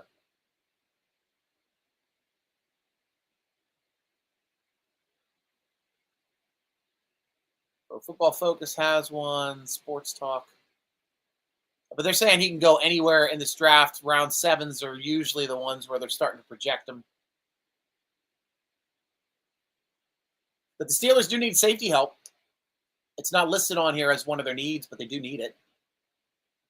Jack Sawyer. Let's start looking up Jack Sawyer's info. First, want to look up his stats from college. I know a lot of your Ohio guys love him. So first, looking up his game stats in college. 6'4", 240. That's pretty tall for being an edge player. Looks like he's the transitional defensive end in college to project to the edge in our league. Good productivity. As a rookie, 3 tackles for loss, 3 sacks, 7 TFLs in his sophomore year, 4.5 sacks, 10 TFLs, 6.5 sacks in his junior year last year with 9 TFLs, 9 sacks. So his sack numbers kept going up. Got an interception last year. 3 fumble recoveries. Is that 7 PD? Passes defensed. He had a good year last year. 3 forced fumbles, 3 fumble recoveries, 7 passes defensed, 1 interception for 12 yards, 9 sacks, 9 TFLs, going with 59 tackles. That's a solid season for an edge player in college. That is a solid season. He's got a couple accolades down here too from that. Let's see what the accolades are here at the bottom. Honors. Number 1 in forced fumbles in the Big Ten with 3 last season. Number 14 career sacks all time in the Big Ten since 2005 at least. So that's pretty decent as well over time. So the guy can play. Still developing, decent talent. We'll read his draft profile now. Over at NFL.com is what I prefer. That's usually apples to apples because that's usually where we get all of our draft profile stuff. Same size hands as Shedeur Sanders, 9 3/4, 31 3/4 arms. A 6.32 will eventually be a plus starter. This is good value in the 4th round, if you're stating that, because that's right around what Shedeur Sanders is. Shedeur Sanders is a 6.30. So according to this, a 6.32 is higher than 6.30. So they're still holding out hope that Shedeur Sanders could be on the Steelers draft board just below Jack Sawyer.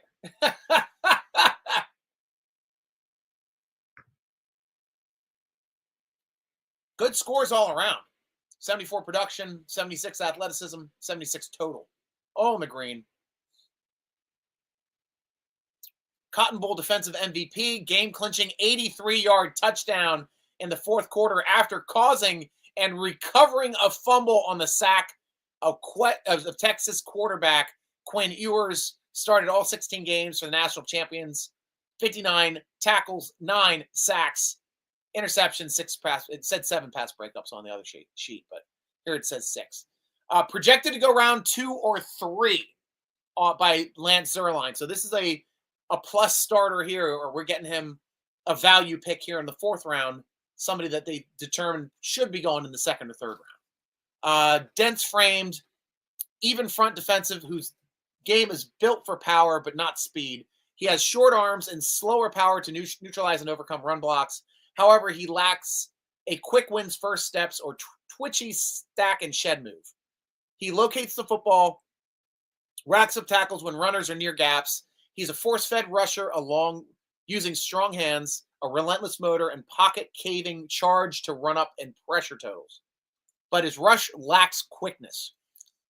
He could see more interior rush opportunities for shorter trips into the pocket. Sawyer is suited for box-based football, which could cap his pro ceiling. But his demeanor, toughness, and activity level provide for a higher floor. Well, if he has to learn quickness and moves, who better to learn it from than Highsmith, Watt, and Herbig? All 3 of them have it. Strengths.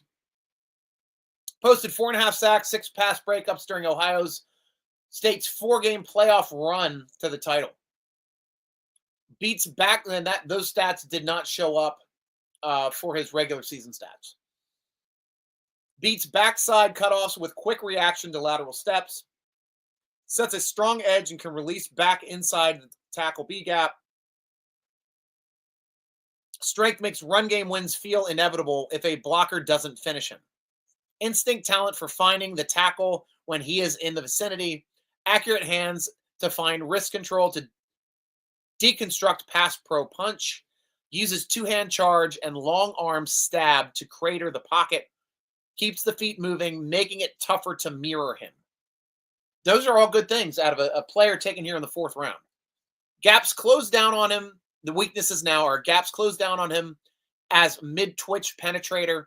Needs to get hands involved more quickly to mitigate his lack of reach which is completely counterintuitive to his uses two-hand charge and long arm stab to create. Okay, but we'll take it. Missing functional speed and spill, action wide and contain. Modest upfield burst rarely allows him to beat tackles to the junction point. Wide base limits quickness and success on his inside moves. Lack of bend hinders his ability to get into the pocket. So this is more of a, sounds like a out-of-the-box run-stopping edge. Got some work to do in the pass pro, but his productivity keeps going up every year, and no better players to learn from than the ones we currently have on the roster. So good luck to you, Jack Sawyer. I hope that this newest Buckeye can make a move here for the Steelers to make us be like, yep, that's why we didn't draft Shedeur Sanders. Nick Chubb, free agent. Yeah, I wasn't seeing Nick Chubb even listed as a free agent on Sport Track. I'll go into it might not be accurate. Let me check out the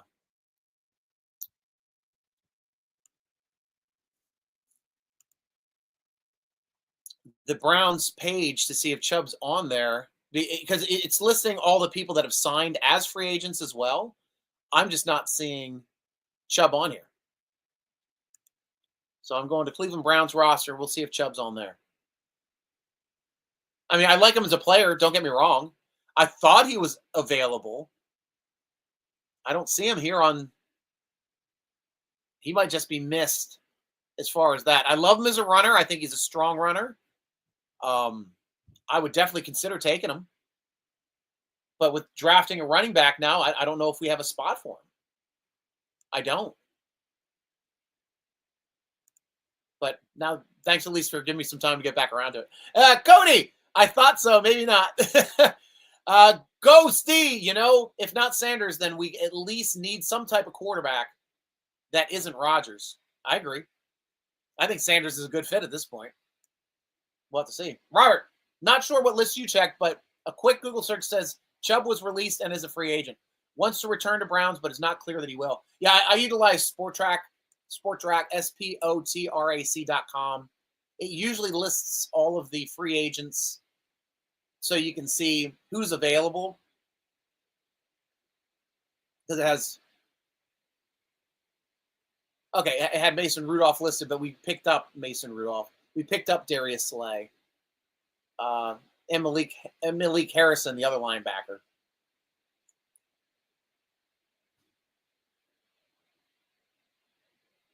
So that's on the Steelers side. And then Steelers do have some guys that are still available. And these are just, looks like guys that we've re-signed. Maybe that's what it is. Steelers team free agent type, all types. No, I've got it down for all types. And I go up to all teams to see who the free agents are. Oh, available, signed. That's where I'm at. I had the wrong button open. But I don't see Chubb listed here as available. Yeah, they're definitely missed him. DJ. Oh, it's position. I got to list the position. Duh. Running back. Filtering results. Najee. And this should be available. Those are signed. Great. Nick Chubb, 4th down. Thank you. He's on here. Jamal Williams, Gus Edwards, Jeff Winston, Nick Chubb is the order that they're currently listed. J.K. Dobbins also on here as a free agent. Edmonds, Akers, Foreman, Williams. Chubb is probably the guy I like the most who's still available. Dobbins is a guy I like. Gus the Bus. That's a banger. And Jamal Williams. But these are all like value free agents now from what they look like. But I wouldn't throw Nick Chubb out in the morning with with the bathwater. All right, guys, let's go over and check the draft to see where we're at currently. I haven't picked to see what's going on with our current players. Oh, that's over on the side. Boom. And what's happened since the Ravens have drafted, they got Teddy Buchanan, linebacker from California. Malachi Moore, the safety from Alabama, goes to the Jets. Quincy Riley, the corner from Louisville, goes to the Saints. Ruben Hippolyte, linebacker out of Maryland, go Terps, goes to the Bears. Pick is in for the Chiefs. Denver's on the clock. And then we enter the 4 comp picks in the 4th round. Raiders, Ravens, Seahawks, Niners. Ravens always have comp picks. Always.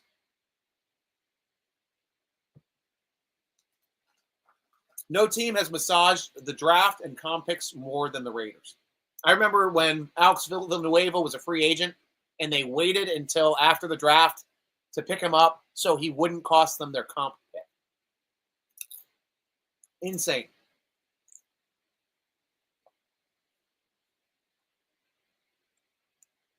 Absolutely insane. Cody!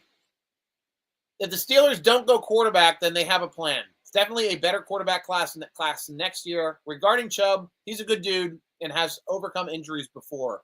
He's a physical dude. Absolutely. There's a couple of physical dudes, like Gus the Bus. He's available right now. It just comes down to, do we need that physical type of running back currently? This is a good running back class in this draft. I think that's why a lot of teams are taking running backs for this class. But really good point, stating next year is the year to draft a quarterback. What if the Steelers tank next year? What if we have our first tank year? This year, I should say, not next year. What if this is Tomlin's first losing season? We only win 2 games. Steelers are drafting top 10. Look out. Look out. Because then they'd be in position to get the quarterback they want. It'd be a tough year to be a Steeler fan, though. I'll tell you that.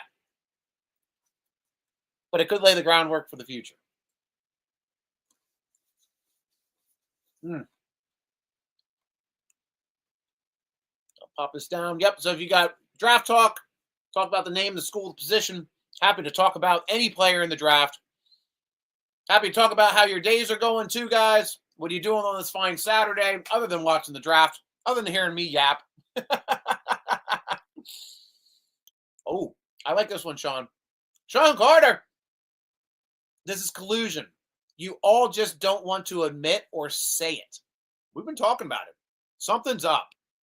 I don't think collusion exists in the NFL, but there's got to be a reason why Shedeur Sanders is fallen. Got to be a reason. And it's got to be a reason that we don't know about, because it doesn't make sense. I'm with you there. Does not make sense. You don't fall down because you have a big personality. You don't fall down because your dad is one of the biggest personalities ever as well. Like, that just doesn't make sense. That doesn't, especially in 4th round, being a 1st round talent.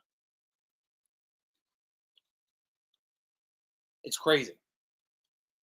Guys, all the same metrics as Cam Ward, who went number 1 overall. Absolutely crazy. Absolutely crazy. But I don't know, like how would they be able to force that? Like, some people were saying, oh, maybe it's a collusion to make sure that he doesn't get drafted day 1 or day 2. Yeah, I could see it, but now that you're getting to day 3 and he's not drafted in the 4th round, and as I've been saying in the show, which you may have just joined, Steelers look like they're the only team left in the NFL that can stop him from falling in this draft. We're the only team left with quarterback being a need position. When does it become the point where the talent of Shedeur Sanders and his draft position outweigh the negatives? Because it has to be some point. I'm thinking 5th or 6th round. I think by 7th round, he's on the table. Whole NFL, he's on the table. If he falls completely out of the draft, this is going to be one of the weirdest drafts I've ever seen. Absolutely one of the weirdest drafts. And we talked about Burfict before falling out of the draft, but he had off-field issues before coming into the NFL. He punched a coach. He punched multiple teammates, trying to hurt people, even in practice, his own teammates. Guy could not turn it off. He was a caged animal that let it all out on the field. No rational thought to that man other than hurt the guy that I'm hitting.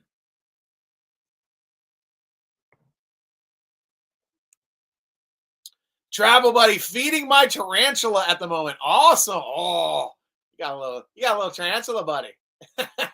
I hear they do make great pets. Um, and they like that that people are like warmer than they are, so they can like hang out on you. How often do you handle your tarantula? Does it like being pet? Does it like just like laying on you, or does it kind of like crawl to a certain position where it likes to hang out on you? Inquiring minds want to know because I do know one aspect of tarantulas, like you can't drop them. Like if they fall from like over 2 feet or something, they can die. So they're not a they're and that's the problem with large spiders. The larger you get, the more difficult it is for you to sustain damage, like being hit or falling from a height. Whereas like smaller spiders can jump for days. Jumping spiders can jump for days, but you know, they're so small, the wind resistance outweighs their falling velocity. Like most small insects. Look at me popping out animal facts. Oh, nope, never touch them. If not needed, only pets I touch are my ball pythons. You've got an interesting zoo over there. It's like Clyde Peeling's Reptile Land. Anybody from Central PA knows that reference. That's cool. I used to catch snakes when I was a kid in Central PA. Would just reach up into tree roots on riverbanks and pull out snakes. Usually I got garter snakes. I get a black snake or rat snake every once in a while. Fortunately, never grabbed a copperhead because that would have just sucked. Saw a rattlesnake once at a family reunion there in Central PA. But yeah, for the most part, we don't have to worry about the poisonous snakes as much. Had a baby copperhead at my property that I owned just north of Philadelphia in Bucks County before.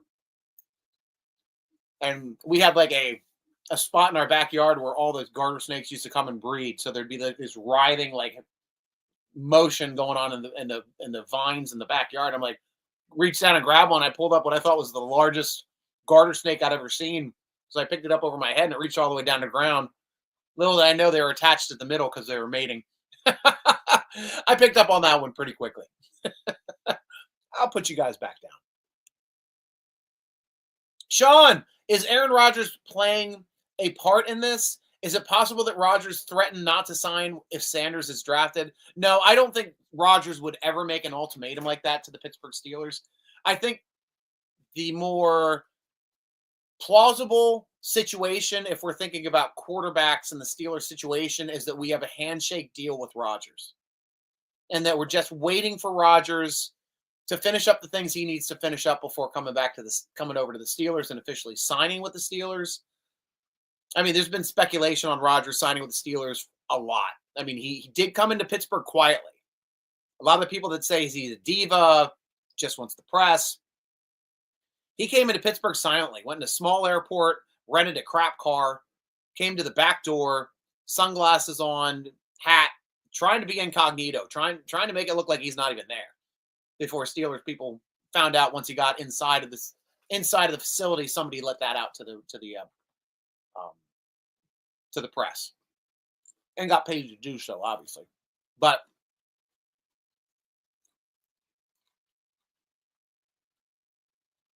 he did state on the Matt McAfee show, the Pat McAfee show. He's fine. He's like, he doesn't need $40 million. He doesn't need $30 million. He'll play for a 1-year contract. He'll play for $10 million, he said. So that's value. Steelers can afford a $10 million 1-year contract on a 42-year-old. That's doable. Hell, we accepted it for, what was it? But then again, Russell Wilson played for nothing. And I told everybody last year, Russell Wilson is a rental player. I like him. He's a rental player, especially when he fell off the cliff at the end of the season. Could not compete in the bigger games. He's not your guy. Age has caught up with Russell Wilson. He's not going to be as good this year.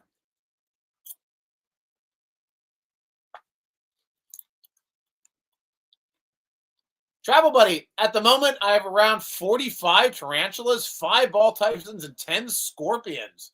What the heck are you running over there? Are you milking these things?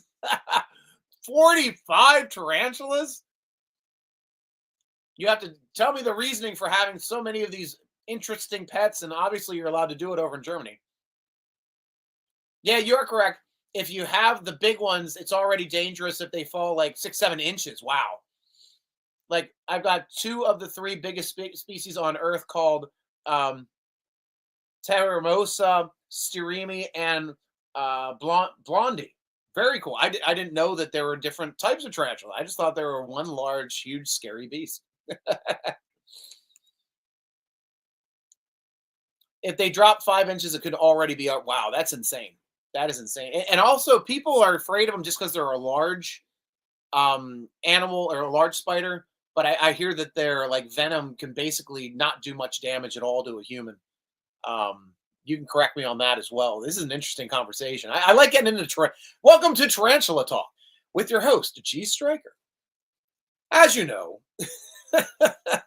when you have your arachnids on the shelf, please be sure to put pillows underneath just in case they fall.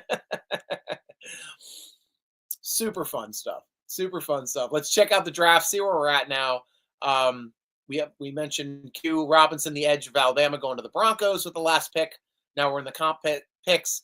Tonka Hemingway, defensive tackle from South Carolina, went to the Raiders. Raiders are not taken. Shedeur Sanders. Alec Ayamanor, the wide receiver out of Stanford, went to the Titans. Pick is in for the Pats. Niners on the clock as the last two comp picks in the 4th round.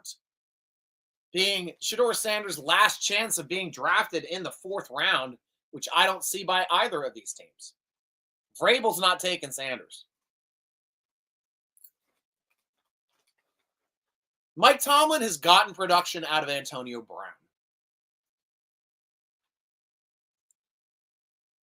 He got production.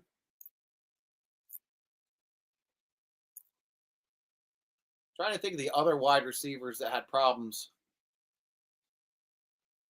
Well, Sammy Coates didn't do much. Martavius Bryant didn't do anything after he left the Steelers. Hell, I think we got a draft pick for one of those guys from the Browns. We're like, yeah, we'll trade you interdivision. We don't care.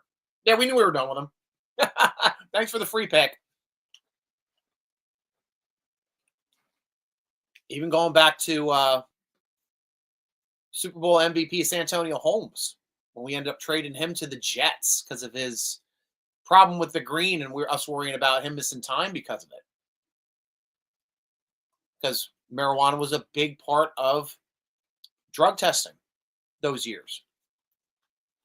And there were policies were in place already. How many games you're going to miss if you come up positive for marijuana.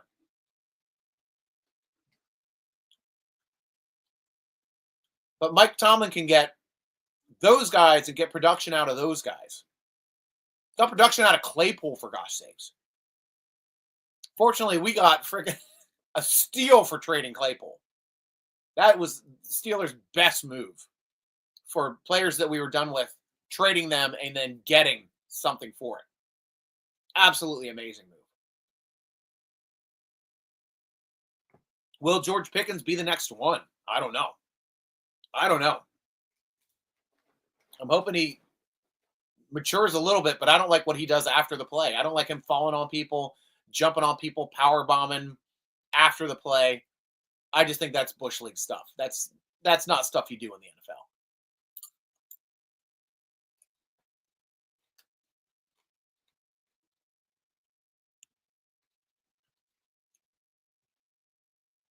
But we'll have to see on that one.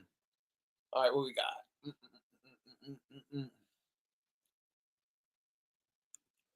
There are some tarantula species which have a decent venom, which could cause some problems, but nothing serious, except you are allergic to unless you're allergic against it. Nice.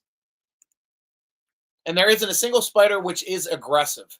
There are some really defensive ones which can act like it, would look like they're aggressive, but they know we are too big for them. So biting is their last option. I agree. Yeah, and it's usually like the ones like you end up putting your hand or your foot in a space where there are. Same thing for scorpions. That's when most people get bit by a scorpion or spider, is putting your feet in your shoes without looking first. Like that's big for the brown recluse spiders. I know that, and that can be found in Pennsylvania. The fiddlebacks. Yeah, so that's big stuff. That was big stuff.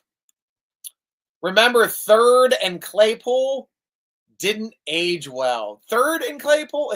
Are you talking about getting a third rounder for Claypool? We got a second rounder for Claypool, and it ended up being the first pick of the second round. Yeah, that's how we got Joey Porter Jr.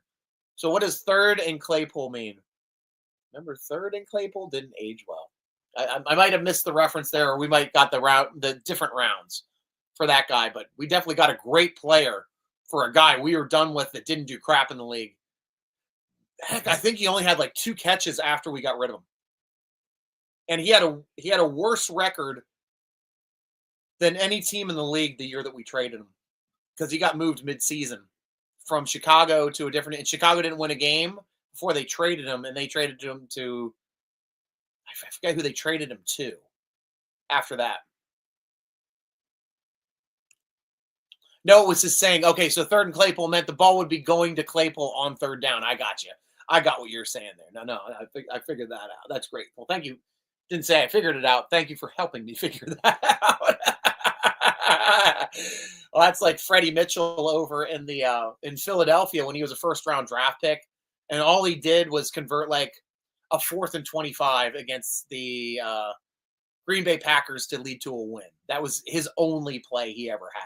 And Fred X delivers was like the biggest saying in Philly for one play. And that was before they were winning Super Bowls. So I did a post-game interview. Awesome. Awesome, Chow Chow. Thank you.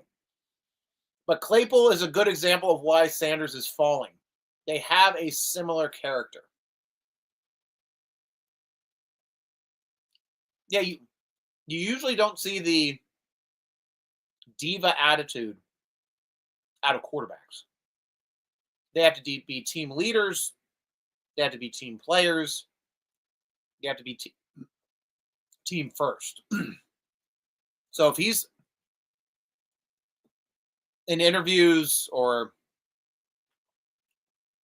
things like that, if he's showing that he thinks more of what he is to the league than what he can do for the team, I can see why it's a red flag.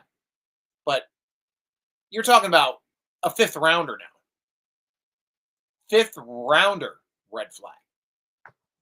Absolutely strange. Absolutely strange. Josh Farmer came in as a defensive tackle out of Florida State, just went to the Pats. Jordan Watkins, wide receiver from Mississippi, went to the Niners. Ladies and gentlemen, the Shedeur Sanders watch has now entered the 5th round. We are at the top of the 5th with the Vikings picking.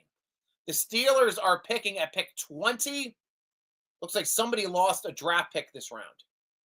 Don't know who it was, but we should normally be picking at pick number 21.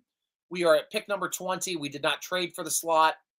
It is where we were slotted in. And I'm checking, yep, because Eagles are at 29. So a couple teams lost draft picks this round.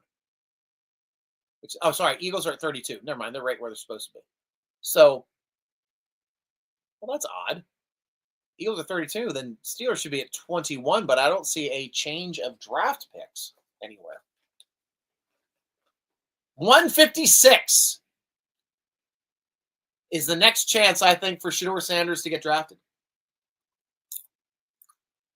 Popcorn is still ready. I'm enjoying my beer and popcorn day. I'm not going to lie. Might even be starting to feel this a little bit.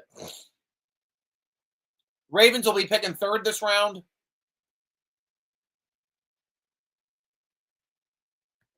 Ravens did not go for any sexy picks as far as for trying to figure out skill positions or anything like that. Oh, that's Arizona. Let's check out who Baltimore's picked up already. Oh, I've loved their draft. They always draft well. 3 defensive players and an offensive lineman. Malachi Starks, excellent pick. First pick out of Georgia at safety to pair with Hamilton. Amazing pick. Mike Green being the edge out of Marshall, going in the 2nd round. Excellent pick. Emory Jones, offensive tackle. Great depth pick for them. and then Teddy Buchanan, linebacker out of California. They don't make mistakes when they draft. They have a lot of picks. That's why they draft well. They still have two fifth-round picks, 4 sixth-round picks, and a 7th-round pick. That's insane. 1, 2, 3, 4, 5, 6, 7 more picks for the Ravens. Steelers didn't have 7 picks this draft. That's insane. Yeah, because I think the Steelers only had 6 picks this draft. 1, 3, 4, 5, 6, 7. That's it. I think value-wise, pick 9 and round 6 would be the best value. At pick 185, that would be the highest value I think the Steelers would take to pick Shedeur Sanders. Other than 7th round, they have to wait 12 picks to get there. But I think that 7th round is where teams might be grabbing a camp body quarterback. You go back to the draft and see who's picking in the 7th round ahead of us.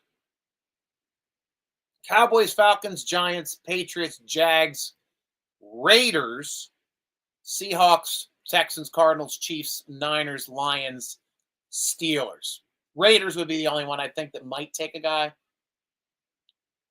But I think let's see who they've gotten so far. Because now I figured out how to find everything, how to find by team, search by team. Running back, wide receiver, cornerback, guard, tackle, wide receiver, defensive tackle has been who the Raiders have currently taken. They have a lot of picks this year. Quarterback is not listed as a position of need. Giving the Raiders quarterback 1 and RB1 and or wide receiver 1 would be a fine place to start. That's interesting. There are plenty of needs to address for the new regime in Las Vegas, even after filling the hole at quarterback with Geno Smith. That's stating if you think Geno Smith is going to be your guy. Giving the Raiders quarterback 1 or an RB1 or a wide receiver 1 would be a fine place to start. Giving the Raiders quarterback 1, okay, stating that Geno Smith is their quarterback 1, of a first running back or a first wide receiver. Well, I guess Geno Smith is a decent quarterback. I'm not going to really poop on him that hard. I think he had some good years up there in Seattle. Secondary linebacker were hard hit by free agency departures. And they picked up their wide receiver and their running back with their first 2 picks, with a cornerback following that up in the 3rd round. Then depth on the line with a guard and an offensive tackle, another wide receiver in the 4th round and defensive tackle. I'd say they're hitting their needs very well in this draft. I assume they need a backup quarterback, which is why I'd list him to there.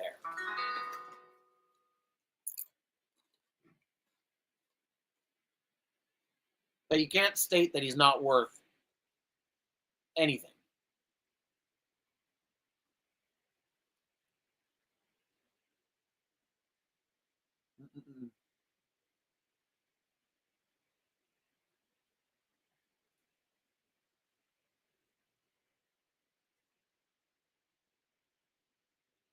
Howard. Right. I have to do a work text here.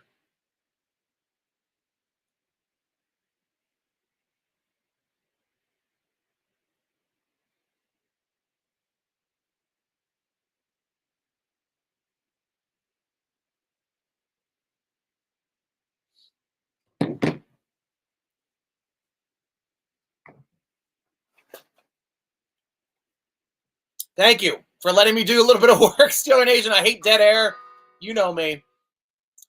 Let's get back to you guys because this is your show. Sean Carter. This is reminding me of 2018 Terrell Edmonds, 1st round, number 28.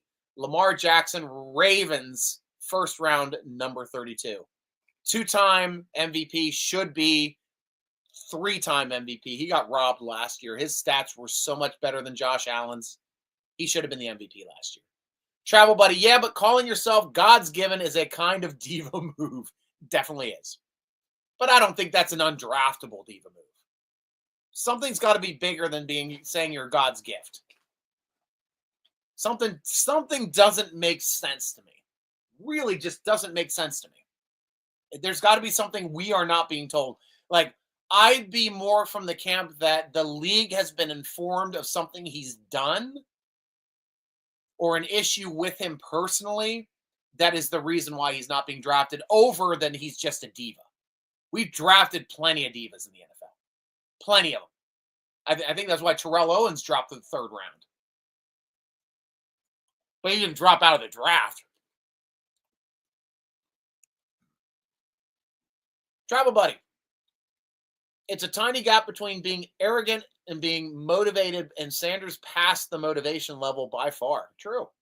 Definitely true. Robert C., 5th round, time for the Steelers to go wide receiver. That's, honestly, that was what most of the mock drafts and Steeler Nation always was kind of stating, that, yeah, we got good depth here in the 5th round, could probably find a decent possession receiver in the 5th round. Also the round, I believe Antonio Brown was drafted. Being drafted after Carlos Emmons, and Sanders in the same draft. That was a big draft for wide receivers. Not as big as our stalwart Swan draft, but up there. Up there. Sanders did not have a diva attitude. He's confident in his skill level. What's wrong with that? I agree. I am a pro Sanders guy. I've wanted Sanders since the first round. I wasn't disappointed with Harmon. Harmon's floor is huge. Huge.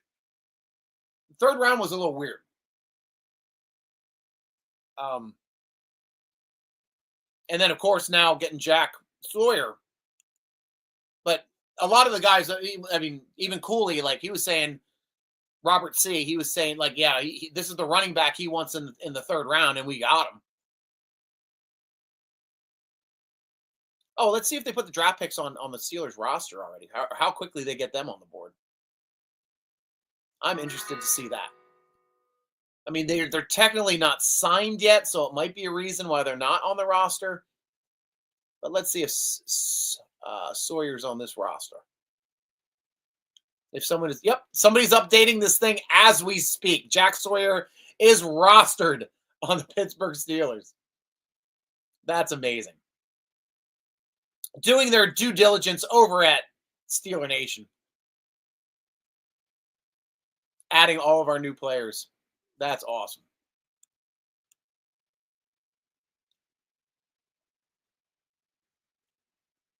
Oh, sorry, at Steelers.com. Steeler Nation is who I'm with. Jalen Warren, Shimpkin, Caleb Johnson. I don't see. Oh, yeah, Caleb Johnson. Yeah, he's on here.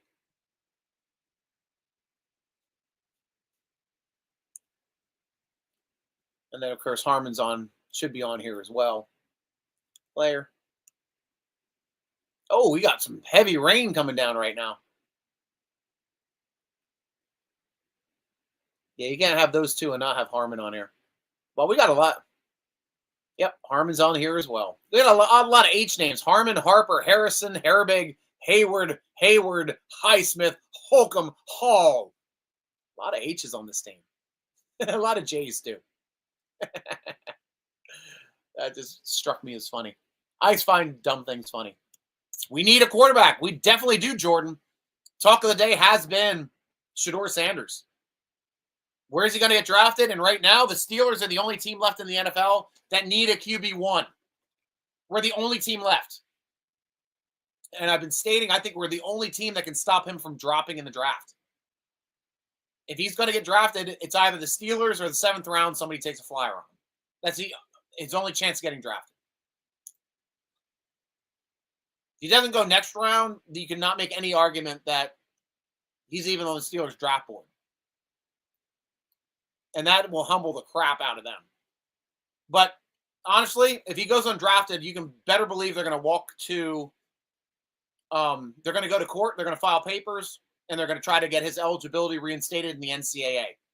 Even though it doesn't exist, a lot of these lawsuits with the new NIL coming out going to make it pretty difficult for the NFL antitrust laws to state No, he's got to make less money with us as opposed to going to college and making more money, because that's not going to fly in court. That argument will not fly in court. Sean Carter, I agree with you, sir, but no way any scouts had Dart, Show, Daniels, Howard, or Ewers higher than Sanders or Milroe. Dart, you can make an argument for, but from at least what I was seeing for all the draft perspectives, it was Cam and Sanders 1 and 2. Like, that was consensus. Let me see if I can go to the draft prospects, seeing where Draftniks were putting Sanders in the draft.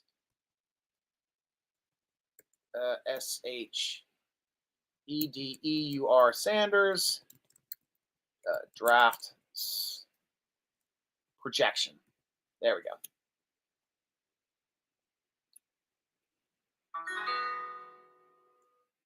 There's one that kind of like compiles all the projections and everything.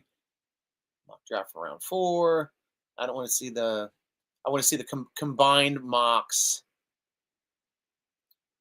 not the stuff that's saying, "Oh, where is he going on day 3?"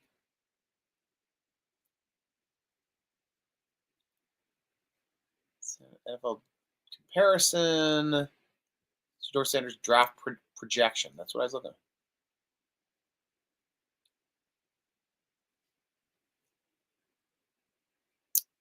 Alexander, possible day 3. Nope, don't want draft trackers. Mock draft. Mock draft. MOCK. Mock draft projections. Here we go. That's what I have to put in.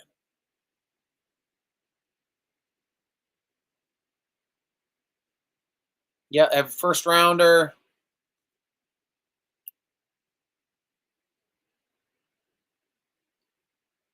Four-round mock, Shedeur Sanders, draft scouting report. This landing spot.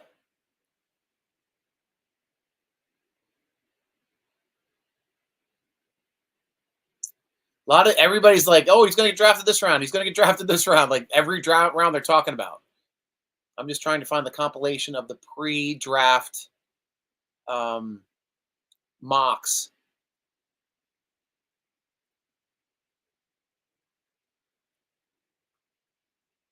Predicting where he's going.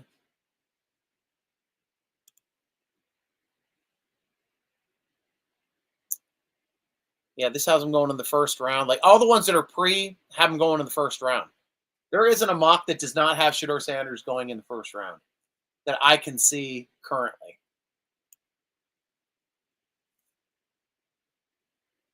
Mock draft compilation. Let's see if I can put a compilation.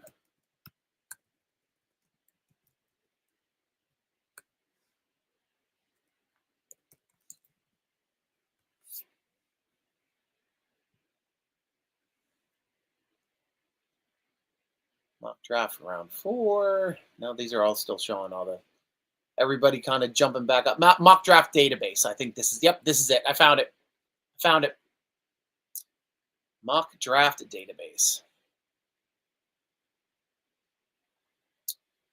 All right, so he was in January projected to be a first rounder, projected to be a 4th rounder. It's stating from the end of January to actual, and this is by date. So by the 25th, rank. I guess that's rank.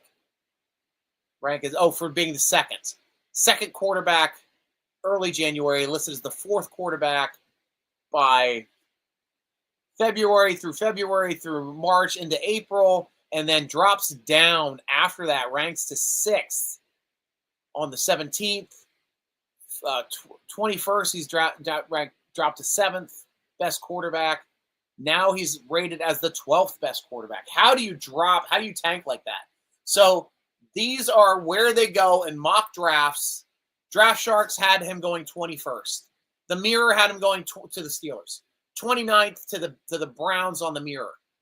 21st to the Steelers on the Arizona Republic, CBS mock, Lions Wire mock. 9th to the Saints in the Huddle and the Ralphie Report. BaltimoreRavens.com, Sports Illustrated, Barstool Sports, and CBS all had him to Steelers at 21st. Football Guys had him to the Seattle Seahawks at pick number 18, 24 again on the 4 for 4 to the Browns, 9th again on another Sports Illustrated. Fantasy Life had him going to Steelers, back to the Browns on Texas Wire, then to the Steelers on CBS, Akron Beacon Journal, Mile High Report, Pro Football Network, NBC Sports Boston. All have him going to the Steelers. Vikings Wire, Touchdown Wire, and Sports Illustrated had Mox going to the Saints at 24, 5, and 9. Mock Drop HQ had him to the Raiders at 6. That's the first time Raiders were mentioned. Again to the 9th pick for the Saints at Draft Utopia, Draft Countdown. Back to the Steelers at 21st for Football Guys, 24/7 Sports, Bucks Nation, and Draft Countdown, and SB Nation, and Football Guys. 22nd to the Chargers, the first time Chargers being mentioned on BA Sports Podcast. 20th against to the Browns on Bleacher Report. And that's it for the first 50. I'm not going to go through all 51 databases, see where this goes, but the majority of these were stating, all of them said he was going in the first round. Not a single one of these top 50 stated he was going anywhere but the first round. Odd as hell. 29th being the lowest to the Browns. Weird. Absolutely weird. Best rank, first overall. Projected rank in the first round. Overall rank is 12th. First round percentage is 93.7. So 93% of these mocks had him going in the first round.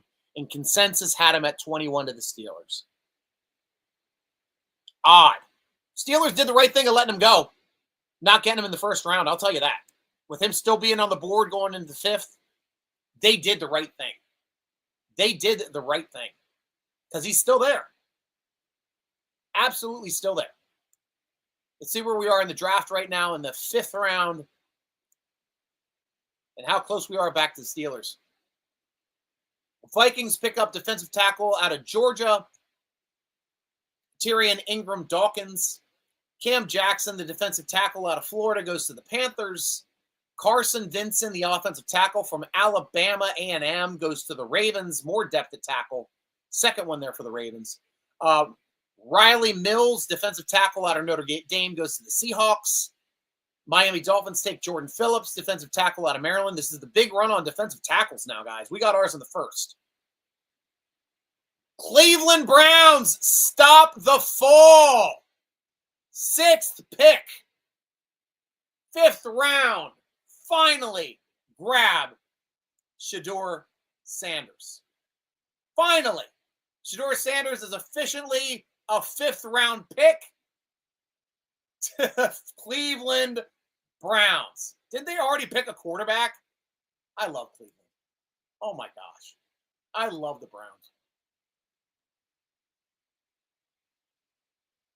Defensive tackle, linebacker, running back, tight ends. Quarterback Dylan Gabriel picked in the 3rd round before taking Shedeur Sanders in the 5th round. Wow. Wow. Didn't make sense for them to take him. Didn't make any sense for them to use 2 picks on a quarterback.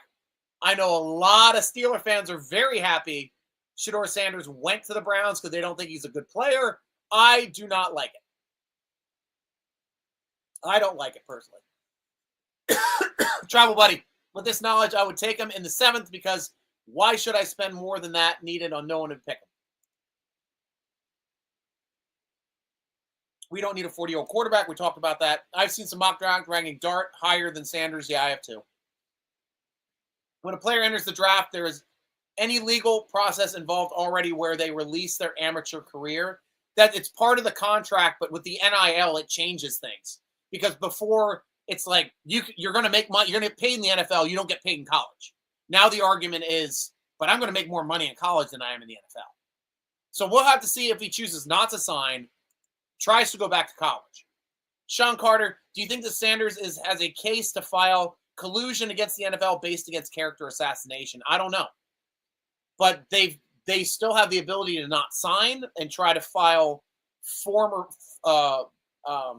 official papers, because he will be paid more than a 5th-round player in the NFL if he goes back to college with 2 more years of eligibility. That is the argument in court, not collusion. You can't argue collusion without a smoking gun, and I doubt there's any smoking gun. Sean Carter, Cleveland just took Sanders. The Browns got him, and our chance is gone. His future as Mansfield 2.0 confirmed. Or Manziel. I believe you meant Manziel, right? Because you were calling him Johnny Manziel all day yesterday. Odd as hell. Finally the drop happened. I did not, especially since they already drafted a quarterback. This is the most Cleveland Brown thing to do. Already draft a quarterback, then get Sanders 2 rounds later. It's so Cleveland.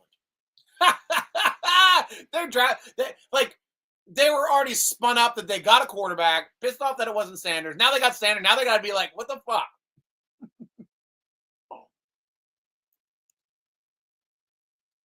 Sanders off the board. What quarterbacks are left? Let me see if I can find that on here.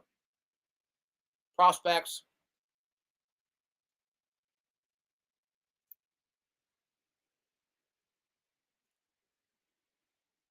Okay, position, quarterback. Where's quarterback? There's.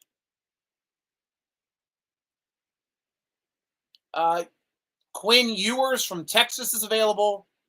Kyle McCord from Syracuse. Riley Leonard, Notre Dame. Will Howard, Ohio State. Max Bromser, Minnesota. Curtis Rourke, Indiana. Brady Cook, Missouri. Graham Mertz from Florida. Seth Hennigan from Memphis. Cam Miller from North Dakota State. And Donovan Smith from Houston, who Cooley talked about a little earlier, being a potential pick, but more likely a comp pick. Odd. This is just weird. So Steelers like Sawyer more than they like Sanders. Sanders, I believe, is the 6th quarterback taken in this draft. Let me see. 1, 2, 3, 4, 5. Yep, he was the 6th quarterback taken. 2 by the Cleveland Browns. Wow. Weird. So weird. I got to let my dad know. Oh, he probably texted me.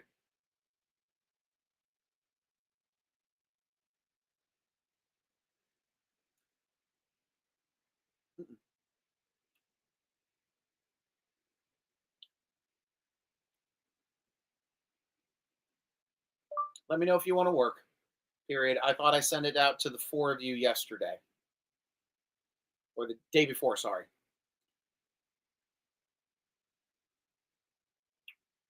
Sorry, and I let my dad know. Sanders is now a Cleveland Brown, and they already drafted a quarterback before him. Weird. He said he did not want to play for the Browns. He already stated that.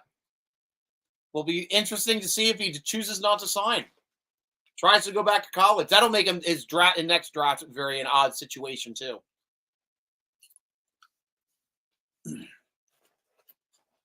Weird. What happened?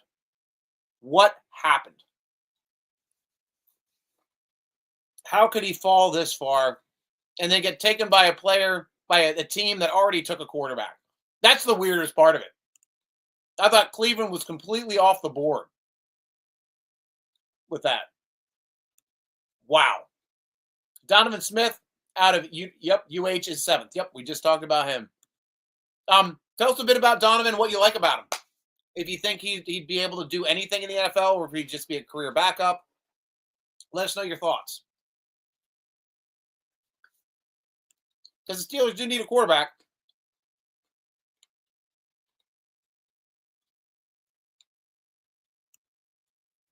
Absolutely one of the weirdest drafts I've seen. Oh, kind of disappointed that he didn't last till our pick. Kind of disappointed on that. Eagles take Mac Williams, corner. Braden Swinson, the edge out of LSU, goes to the Pats. Pick is in for the Niners. 1, 2, 3, 4, 5, 6, 7, 8, 9, 10. 10 picks until Steelers are in the next 10. They're 10 picks. 10th picks. 10th pick. But now we're looking at wide receiver. Quarterback kind of is off the board, I think, at this point.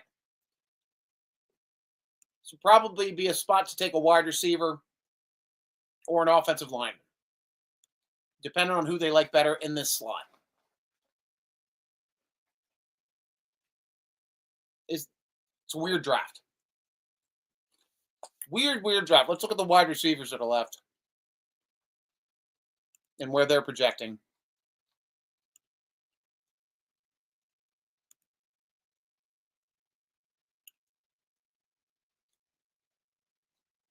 Isaiah Bond is still available, the junior out of Texas. Dominic Lovett out of Georgia is available. Nick Nash from San Jose State. Troy Horton from Colorado State. Page 104. How do I get to the next page? I don't know. Doesn't want to show me other pages on this one. But that's who we're looking at least for top 25, it looks like, quarterback, or top 25 wide receivers. There's still a few available. One being from Colorado State, Torrey Horton. So, that's Colorado State, not Colorado University. Never mind. Different school. Absolutely odd. Wow. Weirdest draft ever. Jordan James of the Niners, running back out of Oregon. I could not have foreseen this. I thought for sure that Sanders was going to drop to the Steelers here. And he would have been a much better fit than the second quarterback taken. I mean, Browns still have the albatross contract of, what's his name? Deshaun Watson for another year. I think that's a 5-year contract. And that's guaranteed. So he's not going anywhere.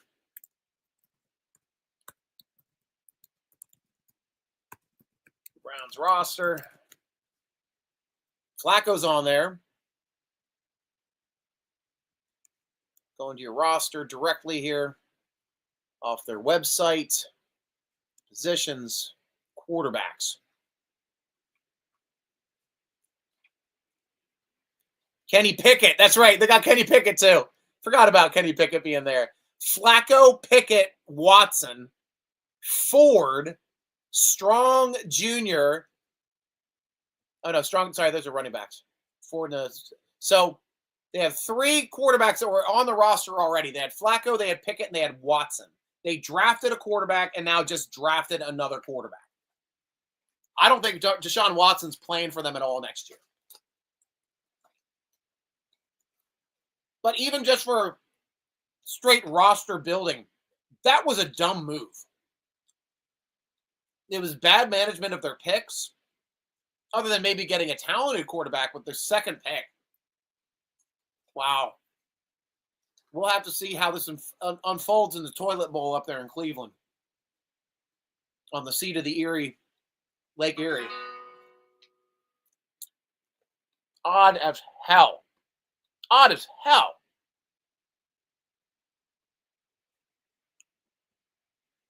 All right, back to you guys. Let's start talking again. Brown's got future events. Donovan Smith out of UH is in the 7th. I'd take that. I would definitely take that.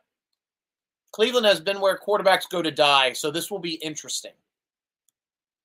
I think Smith could do well. Cool. Thank you for answering that question. This pick does not make any sense by the Browns. Is this possibly they use either Daniels or Sanders as trade bait for future pick? Who's going to trade for a guy that nobody wanted?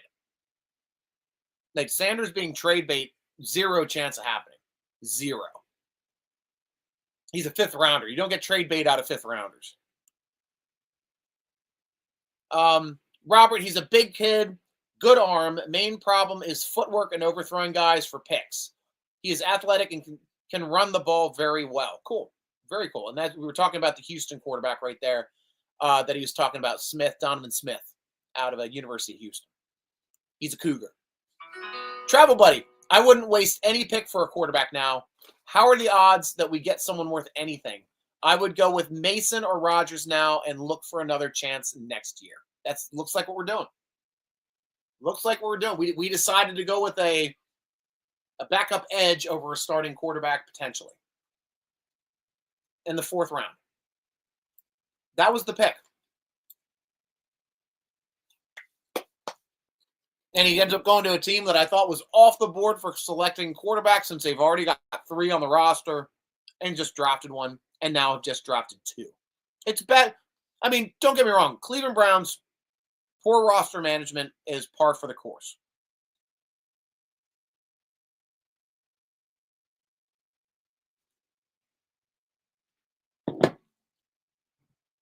That's just the way it goes sometimes.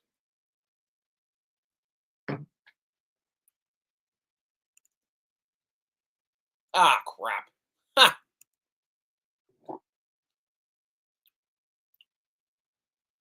I just noticed I forgot to send the email. It was sitting in my drafts.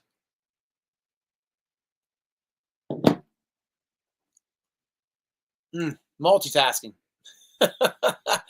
So what do we have left to talk about, guys? You got any whiskeys you're drinking? I'm going to be switching over to whiskey here soon. Actually, now's the time of the podcast. I might drop a gummy. And then the show will get really interesting here in about an hour. I better save some popcorn. I'm going to get munchy here pretty quick. Hey, kitten. Cat just joined the show. So I've got some nighttime gummies called Incredibles with the emphasis on the edibles part. But I'm going with a fun one. Little strawberry. I'll show you guys the packaging. It's legal in my state. If it's not in yours, sorry, guys. I can just walk in with my ID and get it. I don't need a card or a medical card or anything here. It's wide open. It hasn't been wide open for a long time in District of Columbia too, but I think they can revoke that because it's under the jurisdiction of the federal government. And that's something that they're discussing now. So that would peeve off a lot of people in the district.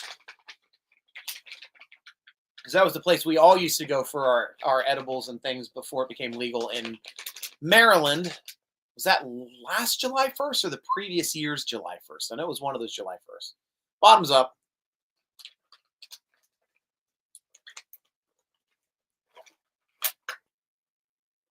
Got a little bud. Got some fun stuff. I smoke very slowly.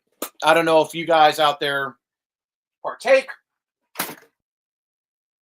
but I learned that I was a lightweight because I've only started smoking 4 years ago. It was the first time I ever smoked for real. And it just used to destroy me. Like if I tried to do a single joint, if I tried to share a joint, annihilated. I couldn't do anything. I was absolutely just an absolute waste. But after my sibling's spouse died, I went and stayed with them for a bit, and they showed me,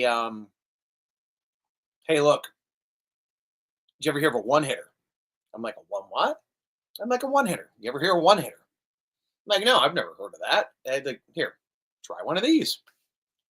He made one. He's a metal worker, too. So made one out of a bullet case, a couple shell casings, and it's in brass, so it's self-lubricating. It's really a neat apparatus. You pull it out, you flip it around, you got the one hitter in there. Dabbed it, did one puff, perfect. I was like, this is awesome. This is great. So we did a couple of those over the next couple of days, and then one day I went out to do it by myself, and I was like, when do I know when I'm done? He says, when you're done blowing smoke, you know you're done. Just blow out the ash. Okay, cool. So I went outside the RV. We were staying in my RV at the time because I drove him back down to work in New Orleans, and did one puff, blew it out. I think there might be a little bit more in there. Another puff, blew it out. Still more smoke. 4 or 5 times I did it. Still getting smoke. I'm like, something's wrong. Went back inside. Told him about it. I'm like, hey, look, I did like 5 puffs and this thing's still blowing smoke. And he started laughing. I'm like, what the hell? What'd I do? He's like, you just smoked the resin out of my one hitter. And I got annihilated. Absolutely destroyed. So anytime I've gotten destroyed, it's because I made a mistake. I now will never smoke a keef joint, not even one puff on a keef joint. That stuff is insane. That stuff is absolutely insane as well.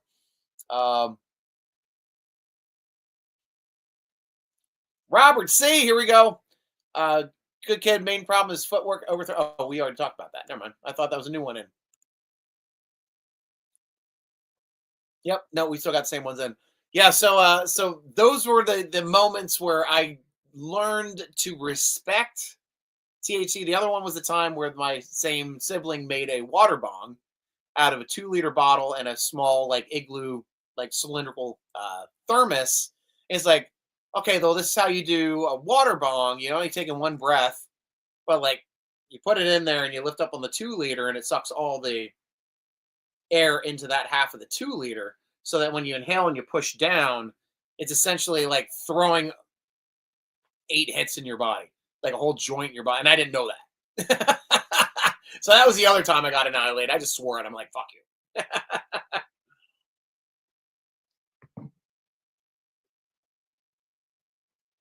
But yeah, that's the way it goes. That's the way it goes from time to time. Wanted to check to see, like, I know our list and a wide receiver is an option now. Offensive line depth. I'm interested to see which one of these kids left over is a good possession receiver, because we're moving our way back up to our pick in the draft in this round. This 5th round? Yeah. Shedeur Sanders going to frickin' Cleveland. That's odd. That is odd, man. Jordan James, running back of Oregon, went to the Niners. Ty Hamilton, defensive tackle out of Ohio State, goes to the Rams. Jaden Blue, running back out of Cowboys. You're my boy, Blue. Jason Marshall Jr., cornerback out of Florida, stays in state, goes to Miami. DJ Giddens, running back out of Kansas State, goes to the Colts. Shamar James, linebacker out of Florida, goes to the Cowboys. Bengals pick is in. Giants are on the clock, then the Dolphins, then the Steelers. So 4 more for the Steelers after the Bengals pick.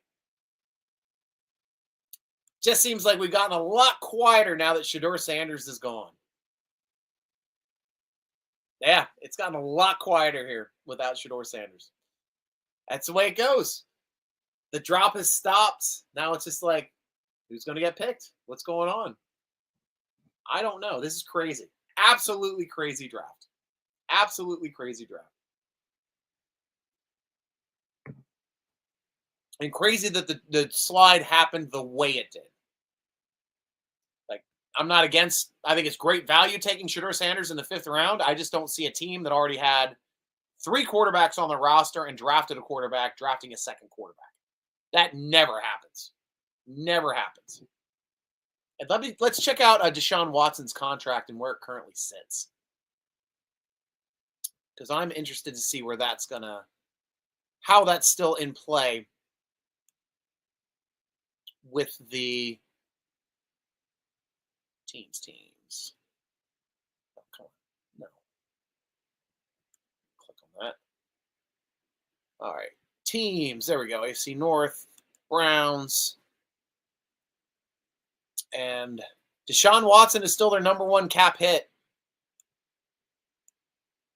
They spread this contract. I didn't think you could do it over 8 years, but they spread it out over multiple years. He's a $36 million cap hit this year. Free agent in 2027. So he's still hardcore counting against their cap this year and next year. And then they deferred cap hits over the next few years, I think. Yep. So this year it's $35 million. Next year the cap hit is $80 million. Nearly $81 million for a player that might not be playing for you. Guaranteed. Has to fall in. And then there's it looks like he's got 3 void years after it. Nearly $26 million in 27, nearly $17 million in 28, nearly $8 million in 29. And that should be the 250. I don't know if that adds up. It doesn't look like it's adding up right. For guaranteed money. 9 plus 19 plus 28. 8 plus 36 plus 80 plus 26 plus 16 plus 8. Yeah, that's it. No, it's all accounted for. Wow. That's insane. That is absolutely insane. Couldn't happen to a better team. Could not happen to a better team. Yep, too busy celebrating he won't be a Steeler. I mean, the value there, as a 5th rounder, the value's there.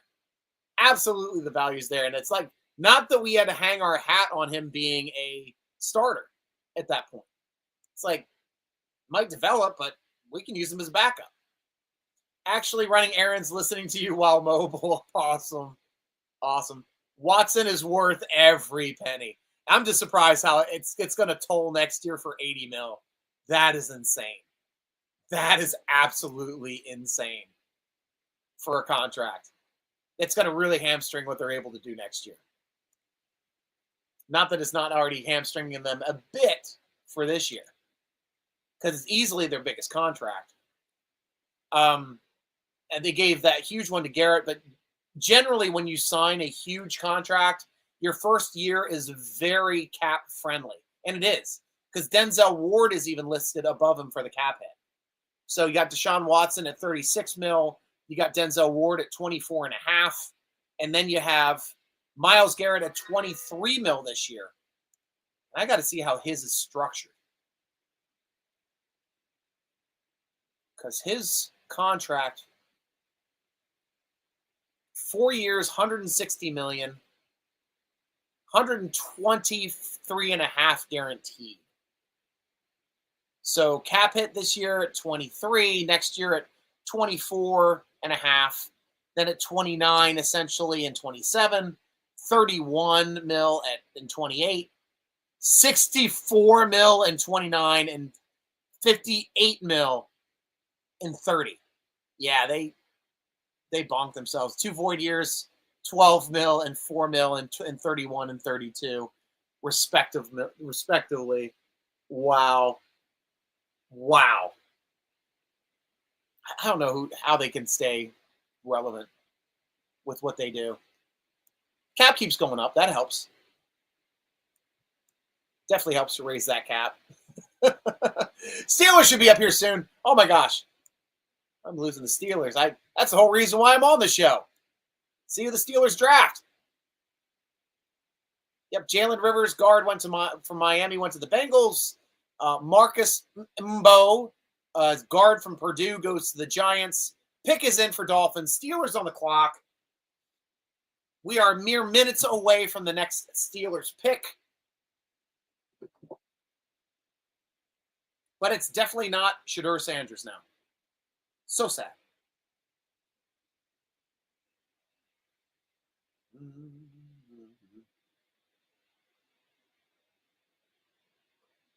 Awesome.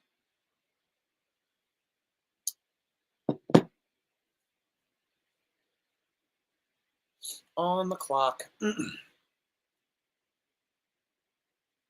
Oh, what happened here? Did we trade out? Steelers traded with Kansas City. Steelers traded their draft pick. Shedeur Sanders isn't on the board anymore. We traded our draft pick. We dropped back. Wow. We dropped back to 28th in this round from 20th.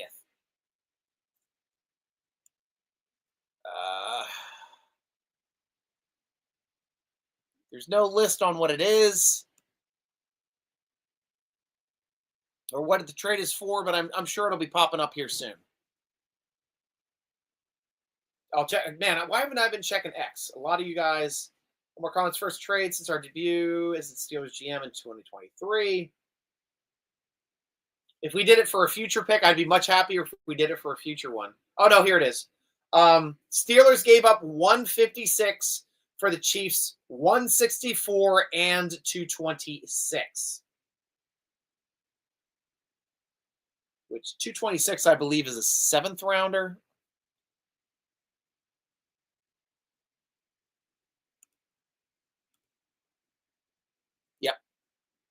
Yep, 226, and we're on there now. So we're picking at pick number 10 and pick number 13 in the 7th round. So we banked the pick.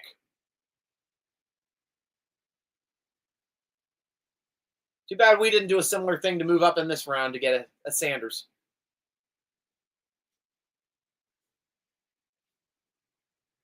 I would have been much happier with a pick for next year, to tell you the truth.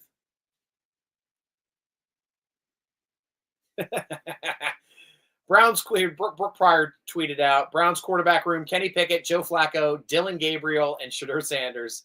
Absolute cinema. Did not even mention Deshaun Watson, who was still rostered. Interesting.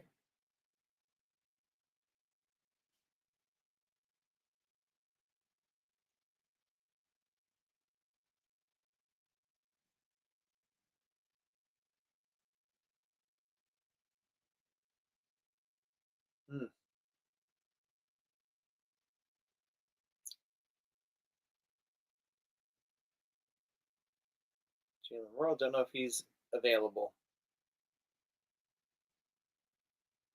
Awesome. All right, just check through my X stuff. I only follow like Alex Kazor and Brooke Pryor and Therese Matthews. Only Steelers people. But that does knock us down. Few more picks. Dante Trader Jr., safety out of Maryland, went to the Dolphins. Chiefs are in the pick the Steelers would have had.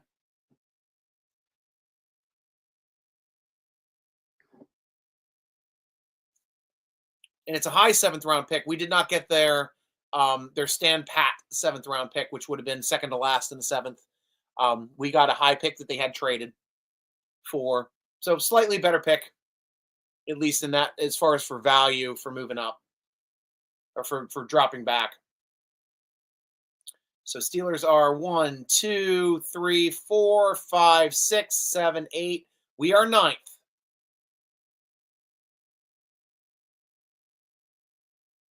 Including this pick to be announced. Yep, here we go. Now we got some chatter. Now we got, hey, bum. There we go. There's zero reason not to take Howard here. We traded. Will Howard still be there? The hate for Will Howard is crazy. Steelers trade back. Yeah, we weren't expecting to trade back at this point.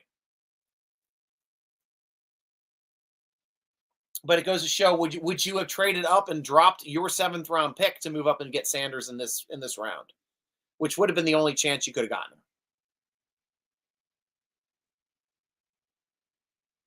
Because we were the last team that needed a quarterback. Browns didn't need a quarterback. Quarterback was not needed. What's up, kid? My kitten has a good purr. Absolute craziness. Absolute craziness going on here. Okay, so Kansas City ended up taking Jeffrey Bassa, the linebacker from Oregon. Elijah Roberts, the edge from SMU, just went to the Buccaneers. Chargers are picking 1, 2, 3, 4, 5, 6, 7. So, yep, Steelers are 7th. Now to pick, since we've moved back in this round. Obviously, are targeting a person that we know is going to be there a little bit later. Maybe. Who knows? It's time to get some whiskey. I'm going with the 6th Street Rock and Rye this time. In the beautiful guitar bottle with the guitar pick. Beautiful distillery out of McDade, Texas. Highly, highly, highly recommend to visit in there. They have swizzle sticks from all over the place, which is an odd thing to have on display, but it's like a museum with the swizzle sticks they have. I know you younger kids, you millennials, don't even know what a swizzle stick is.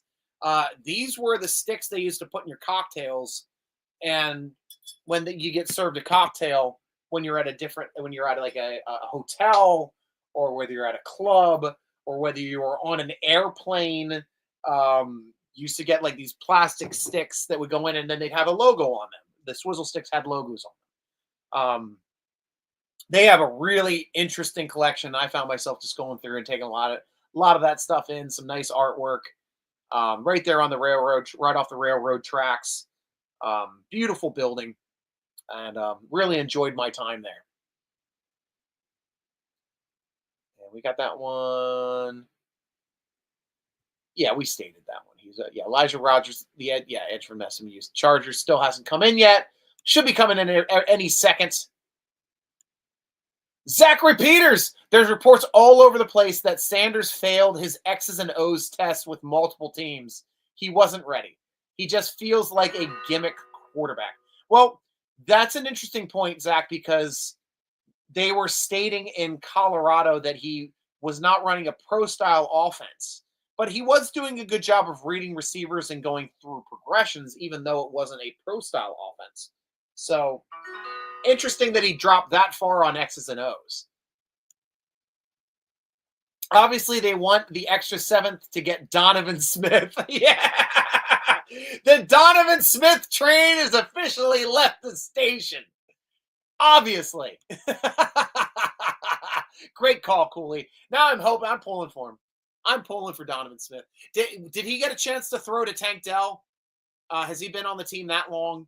I guess so, because I guess he's a senior if he's eligible now for draft. And there's no reason he'd leave early, I'd assume. So I assume he threw to Tank Dell.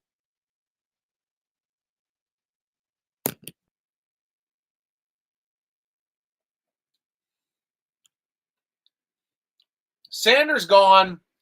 You are working on getting. Oh yeah. Oh, you might have missed it. I took a gummy. So this show's going to get really interesting in the 6th round. I'm already a little relaxed, but it's going to start popping in the 6th round. But yeah, I guess nope. I just finished my beer. I'm having a whiskey. Probably going to throw up a non-alcoholic beer right now to drink, just to bide the time here for a bit. I got it's one of my favorite beers, just beers, period. And I've had this on the show before. The Just the Haze by Samuel Adams. It's non-alcoholic, and it's one of my absolute favorite IPAs. It's a beautiful, beautiful sweetness, creaminess to it. It's just a gorgeous beer. No matter how you slice it, whether it's got alcohol in it or not, I enjoy sipping on Sam Adams Hazy IPA. And I'm not a Sam Adams fan. Most of their beers, to me, hop profile tastes the same, and I kind of got worn out on it.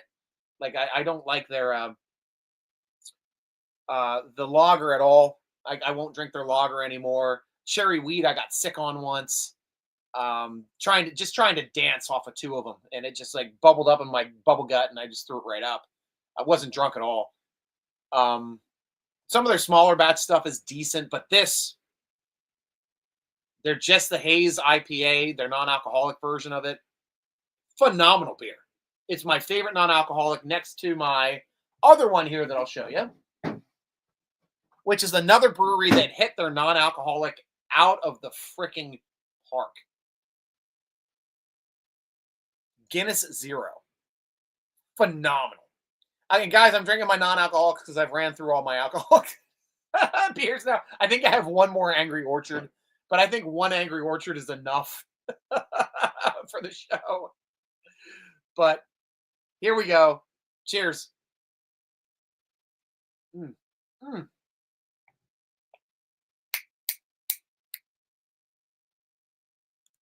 Yes, he had Tank Dell and Matthew Golden. That's awesome. That's awesome. So that says something. That was probably some of their best years too, when he was thrown to those guys, as far as for bowl options and things like that. That's really cool. I like that. I like that. Oh, hit the wrong button. There we go. Comments. Cooley, Sanders gone. Are you working on getting? Oh yeah, no, we already talked about that one. Yeah, there we go. Then Golden bailed for Utah. Is that Utah or University of Texas? UT. I don't know what University of Tennessee. I don't know what these initials mean. Yeah, I think it's already starting to kick in a little bit, because I like to. Anytime I take an edible, as opposed to just like chewing it up a little bit and swallow it, I keep it in my mouth until it liquefies, and then I technically drink it. So I think it absorbs a little quicker. Maybe. I don't know. We'll see when the fifth round hits. Sixth round. Sorry. We're in the fifth. Counting stuff. Got some more picks here off the board. Keandre Lambert-Smith, wide receiver out of Auburn, just went to the Chargers. Colin Oliver, the linebacker out of Oklahoma State, just went to the Packers. Niners pick is in. The Eagles on the clock. Steelers are third in the hole after the Jets and Panthers. So five, out of these picks, the Steelers are fifth coming up. I got the sweetest kitty.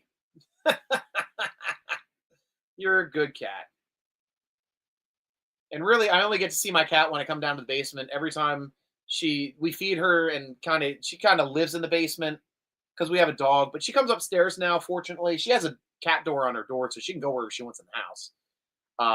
We also have to keep the cat door in the laundry room for her litter and her food, so the dog doesn't eat her food. But anytime that door's left open, the dog comes in and just eats her food. It's annoying. But she's a great cat. She is an elder cat now at how old are you now, kitten? I'm 13. You're 13 now. Holy crap. Also a Bengals fan, unfortunately, because she likes cats. My dog is a Browns fan because she's a big brown dog. Fortunately, I don't have a bird. I would have killed it. Can't have a Ravens fan in the house. Plus, they're loud. I'd like a quiet bird, to tell you the truth. I do love watching parrot videos on TikTok.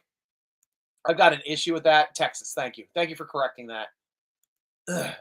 Longhorn, love Austin. Austin's a great town for music, for football. I like how their color, too. Like, everything's associated. Anything you guys put up, I'm going to just go on an associative tangent. That's what I do. But University of Texas, their color is so unique. Because it's not like a burgundy, it's not like brown. It's a beautiful color. It's really a beautiful color, like an earth tone. And I also like how their logo is shaped like a uterus. When you see the silhouette, it's like, is that a uterus? No, it's the Texas Longhorns logo. Don't worry. Nobody's trying to control your school.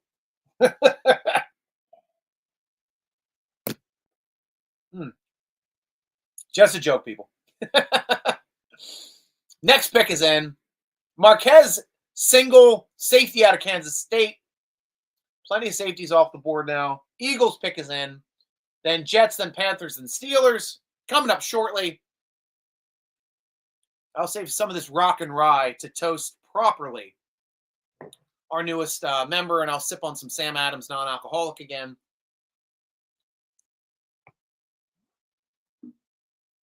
You are a shed machine. I've got a whole cat on this floor. I've been petting my cat, and she's shedding. So it's like I have an entire cat sitting on the floor next to me. Yeah, fortunately, I haven't had to go use the facilities today. I haven't even felt like I've needed to. Get enough popcorn and chilling. Yeah, other days that I run the draft show on day 3, it becomes a management of my bladder, coming down with the way that these rounds finish up. But at 5 minutes a pop, these things should be going pretty quickly. We got 40 picks in this round. Of course, the Ravens have another comp pick. They got comp picks in every round. I swear. Bastards. They know how to massage the draft. Other teams should do what the Ravens do. Really should. And they draft so well anyway. They're always restocking talent. Ugh, I hate them. I hate that they're good at these things. Okay. Smail Mondon Jr., linebacker out of Georgia, just went to the Eagles. So welcome to Pennsylvania there. Smail Mondon Jr. Smael. That's an interesting name. Smail. Like, ooh, that smell. Can't you smell that smell? I've got to amuse myself. If you guys aren't commenting, I'm just going to amuse myself. Wow, a talking cat. Exactly. That's what she does. Joe Burrow's the best quarterback ever. Yeah, meow, meow. Well, you knock it off. Yeah, I like my Tiger King. Oh, you do. You like that Bengal boy. Yeah, he's the best. He was the best quarterback last year. They just couldn't win games because their defense sucked. You're right about that. I can't argue with that. We can still beat the Steelers, though, meow, meow. Well, you knock it off. We beat you, too. Yeah, but that was when the games didn't matter. Well, they didn't matter either for you because you didn't make the playoffs. Yeah, but we still beat you guys, meow, meow. Knock it off. Don't want to hear it. Sean Carter. I don't think the Steelers will lose enough games this upcoming season to get a top 3 pick. Stranger things have happened. Though everybody at Steeler Nation would be calling for Tomlin's head if we did. I wouldn't. I'd like to see what he can do. Drafting at the top of the draft. That would be interesting. Chow chow. I finally gave up and opened ESPN's best available remaining so I can learn about these guys and see what teams look for. What do you think we go for next? Wide receiver. I think it's wide receiver. I'll open up. I'm over on the draft or NFL draft. Francisco Mauigoa,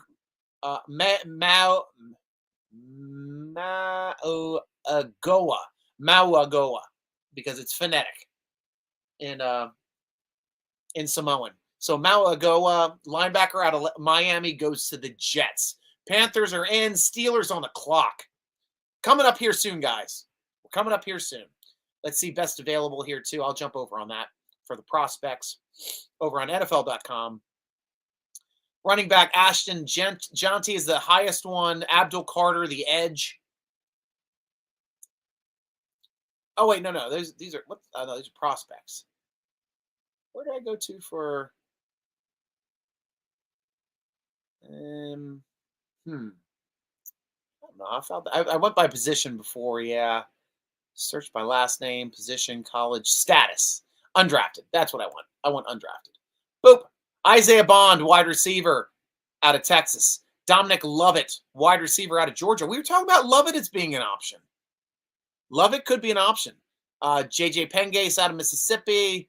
Another wide receiver, Nick Nash out of San Jose State. Torrey Holton out of Colorado State. Right now it's listing 4 of the next 5 available players are wide receivers, and this is the time to take one because you'd have your pick of the litter. The pick of those 4, you get the one you want. So if you're asking me, I think we're going wide receiver with this next pick. Go back to the picks, see where we're at. Still hasn't marked out for Carolina yet. So we're still waiting a bit. Burnt orange is ugly as hell. Robert, I'm not going to lie. I would love a burnt orange car. Like the metallic burnt orange. That's one of my favorite colors on a car. It's not really a burnt orange. It's more of like a dull orangey brown. I like the color. I'd say, it's no red and white. Those cougars, they got fangs and claws. Our resident cougar fan, Robert C. in Houston, Texas. Love your input as always, my friend. And I'm glad you're back on the show as well. We always have a good time. Cheers to you, my friend, whether you're still driving or back home yet.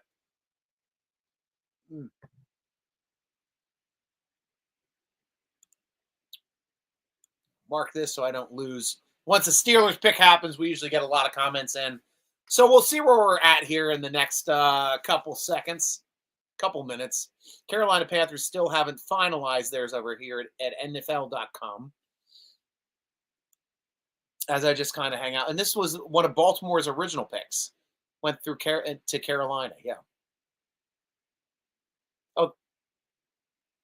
It was a Carolina pick originally, traded to Baltimore, and Baltimore traded it back? Is that how it got that? Baltimore. How is Baltimore ever in a spot to pick ahead of us in this draft without getting the assignment? I don't know. I'm confused with the way that was written. Michael Evans, tight end from Notre Dame. Mitchell Evans.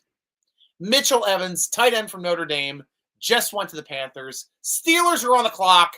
We are getting ready for the next Pittsburgh Steeler player who may or may not be a wide receiver, but the value is there right now, technically for wide receiver, according to NFL.com and prospects.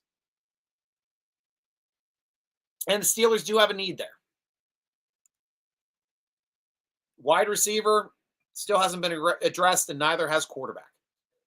And since George Sanders is off the board, I think quarterback is off the board for this round.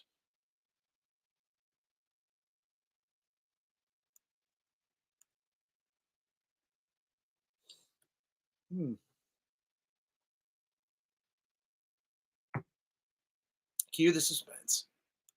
Cue the suspense. Torrey Horton, Colorado State. Yep, that's one of the wide receivers I'd be happy with too, Sean. ESPN said it's Evans.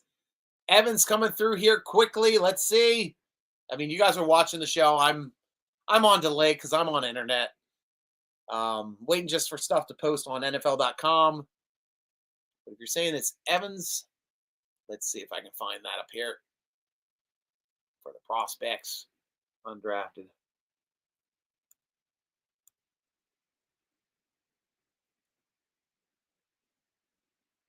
I don't see him there. And those ones.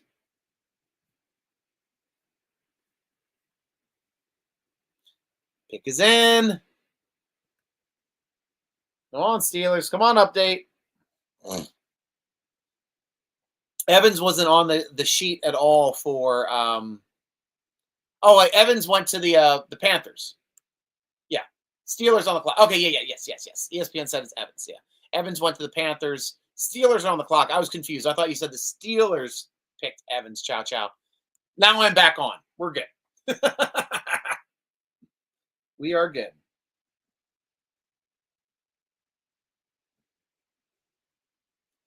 And as we're waiting for the update,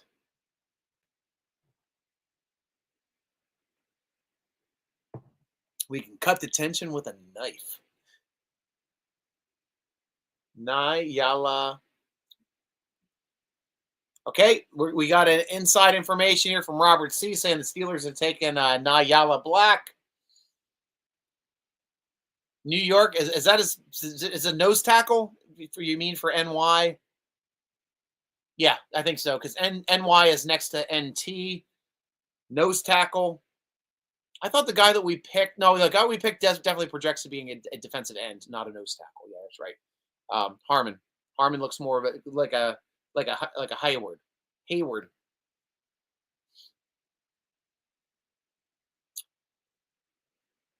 Yaha Black.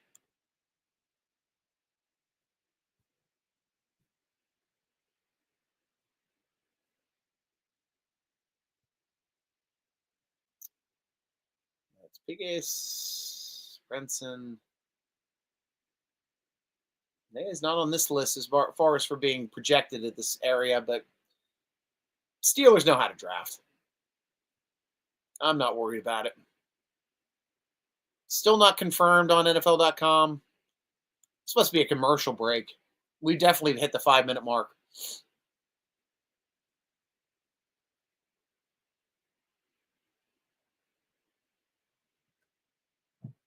Chargers on the clock.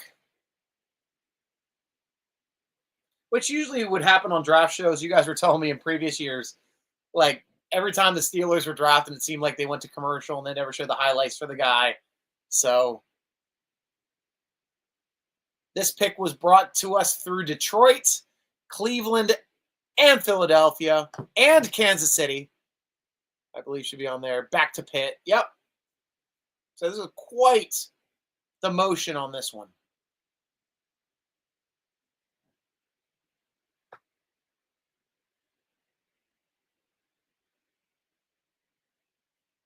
Man, I'm suspensed. We'll see if Cooley is right. Yep, nose tackle. Yaha Black, Iowa. Another. Do we double dip at Iowa? The black and gold of the collegiate NCAA football Div 1. We already got one of them already. What is your projection? Oh, Sean Carter, sorry. What is your projection for wins over under 8? Right now, without a quarterback, under. We got to find a quarterback. I don't know if Mason Rudolph can get us to 8. I don't know.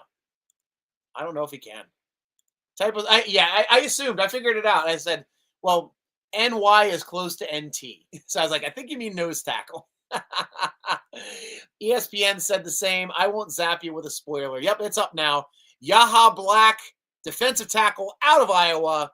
The other black and gold team just picked up Yaha. Let's check out his grades. 5.86, average backup or special teamer. 6'6", 336 pounds. Good size for a nose. 10 1/4 inch hands, 35-inch arms. Big boy. Doesn't have a lot of athleticism on here. Ran a 4.39 40-yard dash, a full second behind most wide receivers. 10-yard split of 1.88. Vertical jump of 25.5. Broad of 8.5. 3-cone, 7.63. 20-yard shuttle, 4.72. Hey, at least he went through them. He didn't bench press? Come on. Linemen have to bench press. Linemen have to bench press. Absolutely weird. Massive note by Lance Zierlein also. Zierlein with another one, recommending him being drafted between rounds 5 and 6. Massive no tackle with high-end traits. Black's run plugging can run hot and cold as he fails to anchor with flat feet, sunk deep into the ground when attacked on an angle. He can separate and neutralize the block to messy the gap when his pad level is right and he's one-on-one. Black lacks snap quickness and range, so he's much more space eater than the playmaker. The size and traits will be coveted, but Black lacks rush and is a little inconsistent at controlling the point. He might have a ceiling as a rotational big man. Okay. Not bad, but obviously slated to be a run defender in our offense. Strengths: massive frame, is bulky but proportional, possesses a 7-foot wingspan and huge hands. Able to muddy up the middle when spilling in the double team, uses length to extend and work around the blocker, plays with firm control of single blockers when his pad level is good. His weaknesses: below average balance and stands up on the ground too often. Lacks a twitchy shed to get rid of blockers when it's time to tackle. Zone blocks can reach and easily seal him. Below average snap quickness and short area movements. Will offer little help as an NFL pass rusher. But, we didn't need Casey Hampton to sack the quarterback. You got a couple, but we didn't need him to sack the quarterback. Awesome. We got a run plugger.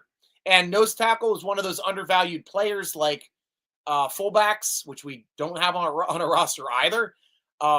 So interesting that we were able to go out and grab a nose. 5.86, not horrible as far as for the metric. Drafted in the 5th round. So guys, ladies and gentlemen of Steeler Nation, let's raise our drinks, our proper drinks, to Yaha Black, the newest Pittsburgh Steeler. Cheers, Yaha. Welcome to the team. Welcome to Pittsburgh.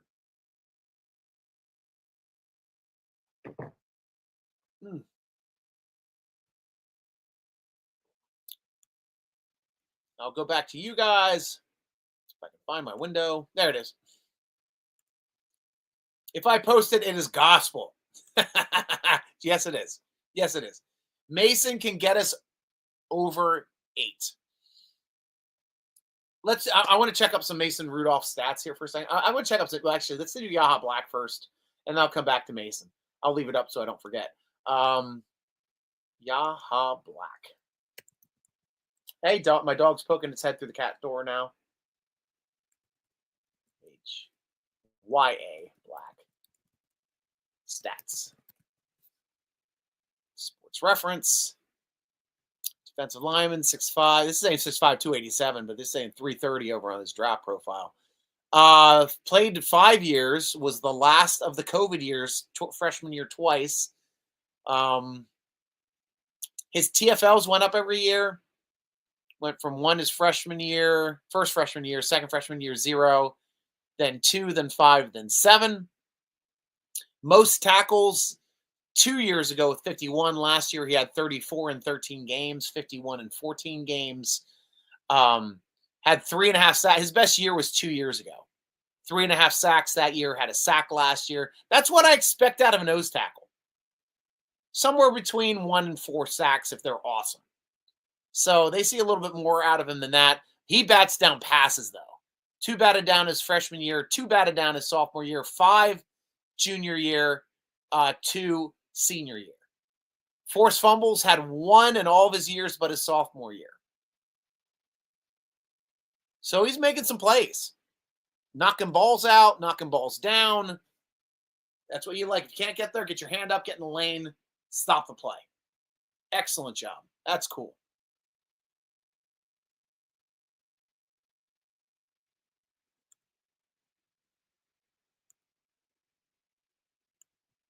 Robert, Steelers need a big space eater. That might be the guy right here. Welcome, Yaha. Not hey, Yaha. Hi, ya. Would be an anagram. But they spelled hey wrong. It'd be H-A-Y. Hey, ya. Hey, ya. That's what I do. Word associations. This deep into the show, we're on day 2 of the draft. Shedeur Sanders is gone to the Browns. What do we have to live for? Well, we got some other draft picks that happened. Arande Gadsden, the second tight end out of Syracuse, went to the Chargers. Torrey Holton, wide receiver out of Colorado State, just went to Seahawks. Jackson Slater, the guard from Sacramento State, just went to the Tennessee Titans. Drew Kendall, the center out of Boston College, went to the Eagles. Bears are up. So now we're in the comp pick section. We have 1, 2, 3, 4, 5, 6, 7, 8 comp picks before the start of the 6th round. Oh. Yeah, I'm starting to wane, guys. I'm not going to lie. I might be ending the show here. Oh, it's been a long couple days for me. But I hope you guys had fun hanging out, at least talking some football, talking some time. I can only fill so much space when we're being kind of quiet on here, especially as my stuff starts kicking in. It's probably time for me to get off the air. So, guys, enjoy your day. Enjoy your draft day. Hopefully the Steelers here pick up some good talent. We'll see if they end up picking up Roberts, quarterback Smith out of Houston. That would be a fun pickup, and I'll talk to you. Shoot you a text if that happens, man. Otherwise, please enjoy your day. Be safe. And until the next time I see you, go Steelers.